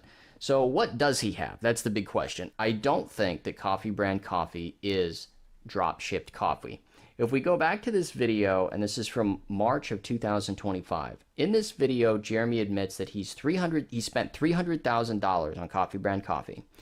And then he put $80,000 on a credit card. Now, this 300,000 I was able to locate. So he's kind of telling the truth here. This $300,000, this was a home equity line of credit, so basically a second mortgage on his house. So that is insane. Average interest rate of 7% on $300,000. That's crazy. I mean, 7% isn't that high, I guess, but that's on that amount of money, that's nuts. He put out a second mortgage on his house, effectively, for Coffee Brand Coffee in February of 2025. So in March of 2025, this is where he publicly reveals that he's $300,000 in debt. And then he also says, I put $80,000 down on a credit card. Now, $80,000 on a credit card is really high. So what I did was, again, with $80,000 on a credit card, that means you got a nice high freaking limit, unless it's multiple cards. And average interest rate on a credit card, even if you have good credit, is still going to be like 29% interest or some shit. Look into Alon Omar. I know all about Alon Omar. I know more about Alon Omar than I want to know, man. That involved converting ounces to grams and dollars to my local toy coins. The stuff I drink costs half as much as his stuff, shipping not included. Dude, it's insane. It really is crazy when you get down to it. And this is the same problem with buying, and I'm going to be a little biased here. When you're buying something from a streamer or a content creator through their shop, you're always going to pay more money. I think the one time I've seen an exception to that is sites like, was it Spring Tees or whatever? Not tea, but like t-shirts. One of those t-shirt sites usually has really good deals on shirts. So if it's a t-shirt for a specific content creator, they usually have like 30% off or something going on. You might spend $17 on like a t-shirt or something, excuse me. So, 17 to 20 bucks plus shipping. Yeah, for a t-shirt, it's not the worst thing you could pay, right? But if we're talking like the cookies, like Pokemon's cookies, the coffee stuff, all those things, it's just nuts, because what you're paying for is these people have to buy it from somebody else and then they resell it to you, and they don't even... Jeremy tried to make the argument, because this was when he was still defending the coffee on Twitter like a month ago. He tried to claim that if it was drop ship, he'd make more money, but because he's paying people to roast it, he's making less money. I'm like, dude, that's not the way this works. You know why the tea that I sell is cheaper than probably what Sydney Watson's is? Because Sydney Watson is probably having somebody else make her tea. I don't know that she is or isn't. But it's just the reality that when you have to work somebody else into the mix, you're going to be paying more money for the product. That's not how this works. Yeah, Dragon's Tea went off on him because Dragon's Tea does all his stuff himself. So he knows. And I'm like, dude, I know exactly what he's talking about, I went to the UCC Lean. What about Starforge Computer? I don't know anything about Starforge Computers. Isn't that the company that, I don't know, did Asmongold have some connection to the founding of that one? I can't remember. Website in Wisconsin, and you type in Jeremy Hambley's name and also Coffee Brand Coffee LLC. You can buy her tea, I'm just saying. There's no commercial If it costs loans more, that's why. around that time. So he's probably correct when he says that he put it down on a credit card. It's just insane to me that Mr. Hambley, Jeremy Hambley, the quartering, the quarter pounder, the ham planet, he would go $380,000 in debt. He says, my personal speculation is that he uses a co-packer and he needed this $380,000 for a massive batch of coffee. That would have to be... Okay. So my gift is going to be butt plug, so I can promise that all made with care and self-tested for quality. My God, man. It's MetaPCs, I think. MetaPCs is not streamer related. Zach and that guy. Well, I mean, Pool Shark, he does stream, but I don't think that he was. They're all like ex-military and stuff. They all know each other for a while. But no, I think Starforge is the one that was actually founded by Asmongold and stuff. My problem with this thought process is that a co-packer essentially is, for example, there's different ways you can do co-packing. This is going to be kind of boring to most people, so I apologize. But like co-packing in the food industry, for example, I know a guy who makes pasta sauce, right? And it's his mom's recipe. He's a small guy. He just does like, events and markets, that kind of stuff. But he sells pasta sauce. It's cool stuff. It's good stuff. But he gets all of his ingredients and he takes it to somebody else who has a commercial kitchen, And, you know, he can pay them to do the actual processing and stuff, but they're using his product, his recipes, canning it for him, and then he takes it and sells it himself, right? So that's co-packing, essentially. There's different ways you can do it, different levels of it. So essentially what he's saying here is that, well, Jeremy could be co-packing it where essentially he or somebody else is bringing in the beans and then they're paying somebody else to roast it and packaging it for him. But that essentially, it would be him with his own business. It would be his business not buying the coffee drop ship or private label from somebody else. I'm inclined to believe he's buying it private labeled, white labeled. For the amount of money, if he's talking $380,000 for a batch of coffee, that's an insane, like absolutely insane number. I can't fathom that he would have to spend that much money on coffee if he was doing more of the actual paying somebody to process. This is straight up the kind of money you'd see if somebody was buying something that was already a made product that was just getting like custom labeled or private labeled for them. I don't know. Just in my mind, that just seems insane. Over coffee brand coffee, but that's just how he operates as a businessman. And I think that we've adequately demonstrated using public search tools that there is no coffee factory in Utah or in his home state of Wisconsin where he lives and where he operates his business from, according to the business records. And like I mentioned earlier, the thing about liability insurance, he could get around that provided whoever's making the coffee does have liability insurance. But then as the person selling the food product, he would have to, let's say somebody, and this is not me suggesting it because I don't want people filing like frivolous lawsuits, that especially when it comes to like food and foodborne illness and sickness and stuff. But let's say somebody actually somehow got sick off of his coffee, right?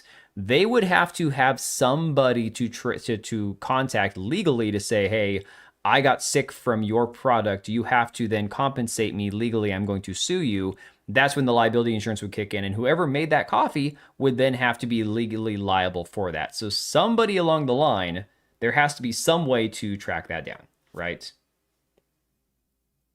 Wait. Some jackoff in a Star-Lord jacket got wrecked on a stream and then busted, and Asman bought it out. Do you guys remember? It wasn't Starforge. It was God, what was the one that was big on Twitch before Meta PCs got big? And they shit all over one of their content creators who was affiliated with them, who didn't sell any computers. And then they got ran off of Twitch, and then I think the company shut down. Hey, chat, how was your weekend? Mine was long. And I'm so sore and tired. Like, hold it. Origin. Was it Origin? God, that shit was so funny. I forgot about them. It might have been Origin. But yeah, it was the craziest thing. They were always live streaming and stuff, and then during a live stream, they were shitting on one of their streamers, one of their content creators that didn't sell any computers. That was crazy. Yeah, whoever it was, they're not even in business anymore. I think they went under. I would say to Jeremy Hambly and to Coffee Brand Coffee, all right, Empress, tell me the name of the coffee company. Send me an email with the food processing plant license or the food manufacturing license, and then we can put this all to bed, where your coffee factory actually is. Now, again, the advantage to using a co-packer, let's say Jeremy, give him the benefit of the doubt, not that he really deserves that after all this, but let's say he is using a co-packer. He himself, as I understand it, I've never done co-packing before, he wouldn't need a license. All he would have to do is, when it comes to providing information to the state, he would have to say, okay, here's the co-packing commercial kitchen that I use. Here's their licensing, here's their liability insurance. I'm paying them to rent their kitchen and having it co-packed here. Therefore, you wouldn't find a registration for Coffee Brand Coffee under his local state's agricultural website and shit. And he wouldn't need liability insurance through the state. So none of those things would have to be a thing. I don't believe it's even to that level. I think that's more work than he's actually doing. I think he's just buying it already made. Or just admit that you use a co-packer. Why does he have to? He doesn't have to, technically. Or a different food processing, partner, and they do all the real work, and you just put your label on it. Oh, Artesian Builds! That was it! It was Artesian. Yes. God, that was so great. Their demise was crazy to watch. Maybe people buy the PCs, do they have to use the link from that guy specifically?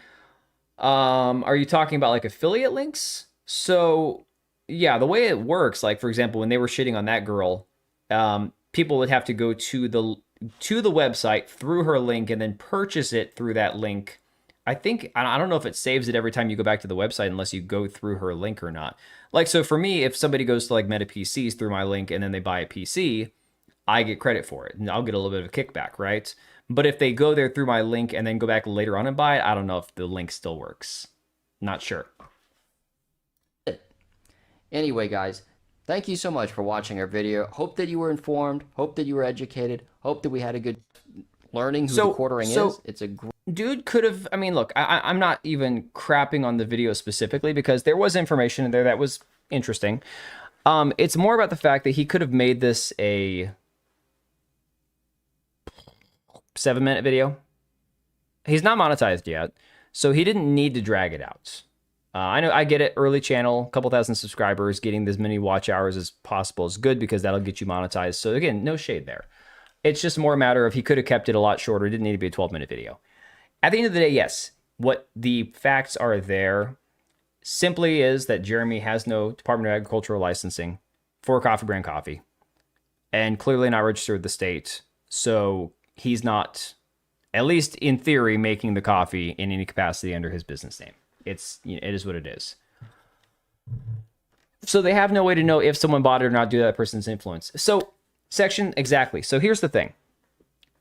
In my situation, if somebody does or doesn't buy through my link, it sucks for me if they buy a computer, but they didn't go back through my link because then I don't get credit for it. But I don't think the company that has the affiliates representing them is going, well, you didn't buy a computer. You didn't sell a computer through me because we don't have a link here. Look, best case scenario, you have an affiliate who's really good at talking about your product, but nobody buys through their link. You're still going to track the amount of times people click on the link. And if the people click on the link 10,000 times in the course of a few months, but they just never buy through that link, but then they come back and buy at a different time, they then don't have to pay that affiliate, right? So it's a win-win for the company either way. You're better off to have affiliates who do a great job talking about your product, but nobody buys it. I mean, just the crass way of looking at it, that's kind of the better situation. Diaper brand diapers. Could have made balloon animals and I'd still be sleepy. To be fair, balloon animals are kind of boring too.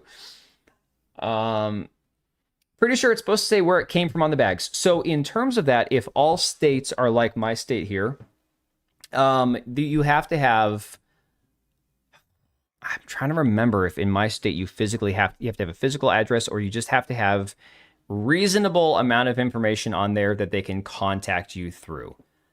I want to say that you can actually get away with not having an address provided you have like either an email address, a website, probably website and phone number or website and email address or something, right?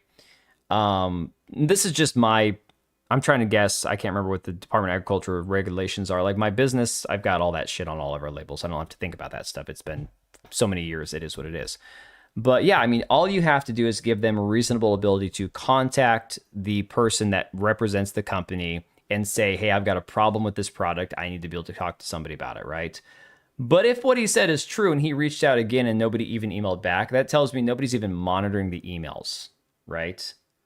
But yeah, I don't think you have to have the physical location necessarily on there, but you do have to have a reasonable way for people to contact the company itself, which one of those things I could extrapolate from this video is that they don't even have that. So it is what it is. Let me see here. What else did I have? Was that it? Yeah, what people consider reasonable varies greatly. Some people find it reasonable for me to spend hours and jump through multiple hoops to address whatever. Yeah, no, I mean, and like I said, it's probably going to vary depending on the state. And I don't know if that would change based on the fact that his LLC is registered in a different state or not. I don't know that that matters because his business is technically located in Wisconsin. I asked through Amazon. Somebody responded back, probably Jarrett's made in the US. Oh my God. Are you serious? It's roasted in the US. Oh, okay. Prime example, guys. Prime example. There is a store. There's a store that I sell to, wholesale, good customer, here in the state.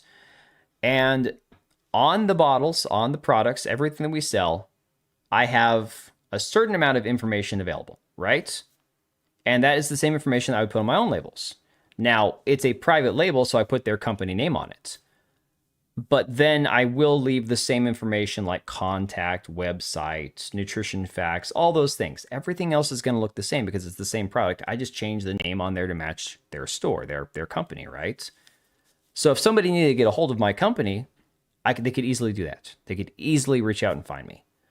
But, you know, it's still got the other company's name on it. That's I think, you know, the situation we're looking at here is, even if it was a different coffee roaster, but they're just sticking Jeremy's company's name on there, why is there no, like, where is there no, you can't tell me where it's roasted. You can't tell me what state it's roasted in. Like, that's crazy. That's insane. So, all right, guys, I think I'm going to wrap this up. Oh my God, it's already after midnight. How did that happen? I thought we were doing good on time. Shit. As long as the last step of production happens in the US, then it was made there. Dude, so much stuff is made in the US that's not actually made here. It's the craziest thing. All right, guys. Samson's stream, huh? I'm not touching that game. I wasn't interested in that game before it came out, and I couldn't be bothered to touch that game now. I feel so vindicated about that game, knowing that it was going to be garbage, or at least not as good as people were hyping it up to be. And I was right, and I'm happy about that because I didn't waste my time on it.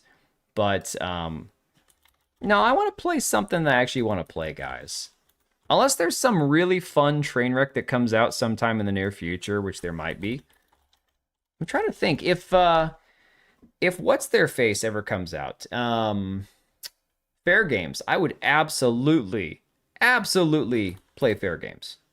Because why not? That shit's going to be like a train wreck. I'm not convinced that it's actually going to happen. That's all. Is that actually live? Okay, I think I've got the redirect set up to go to Empress's stream.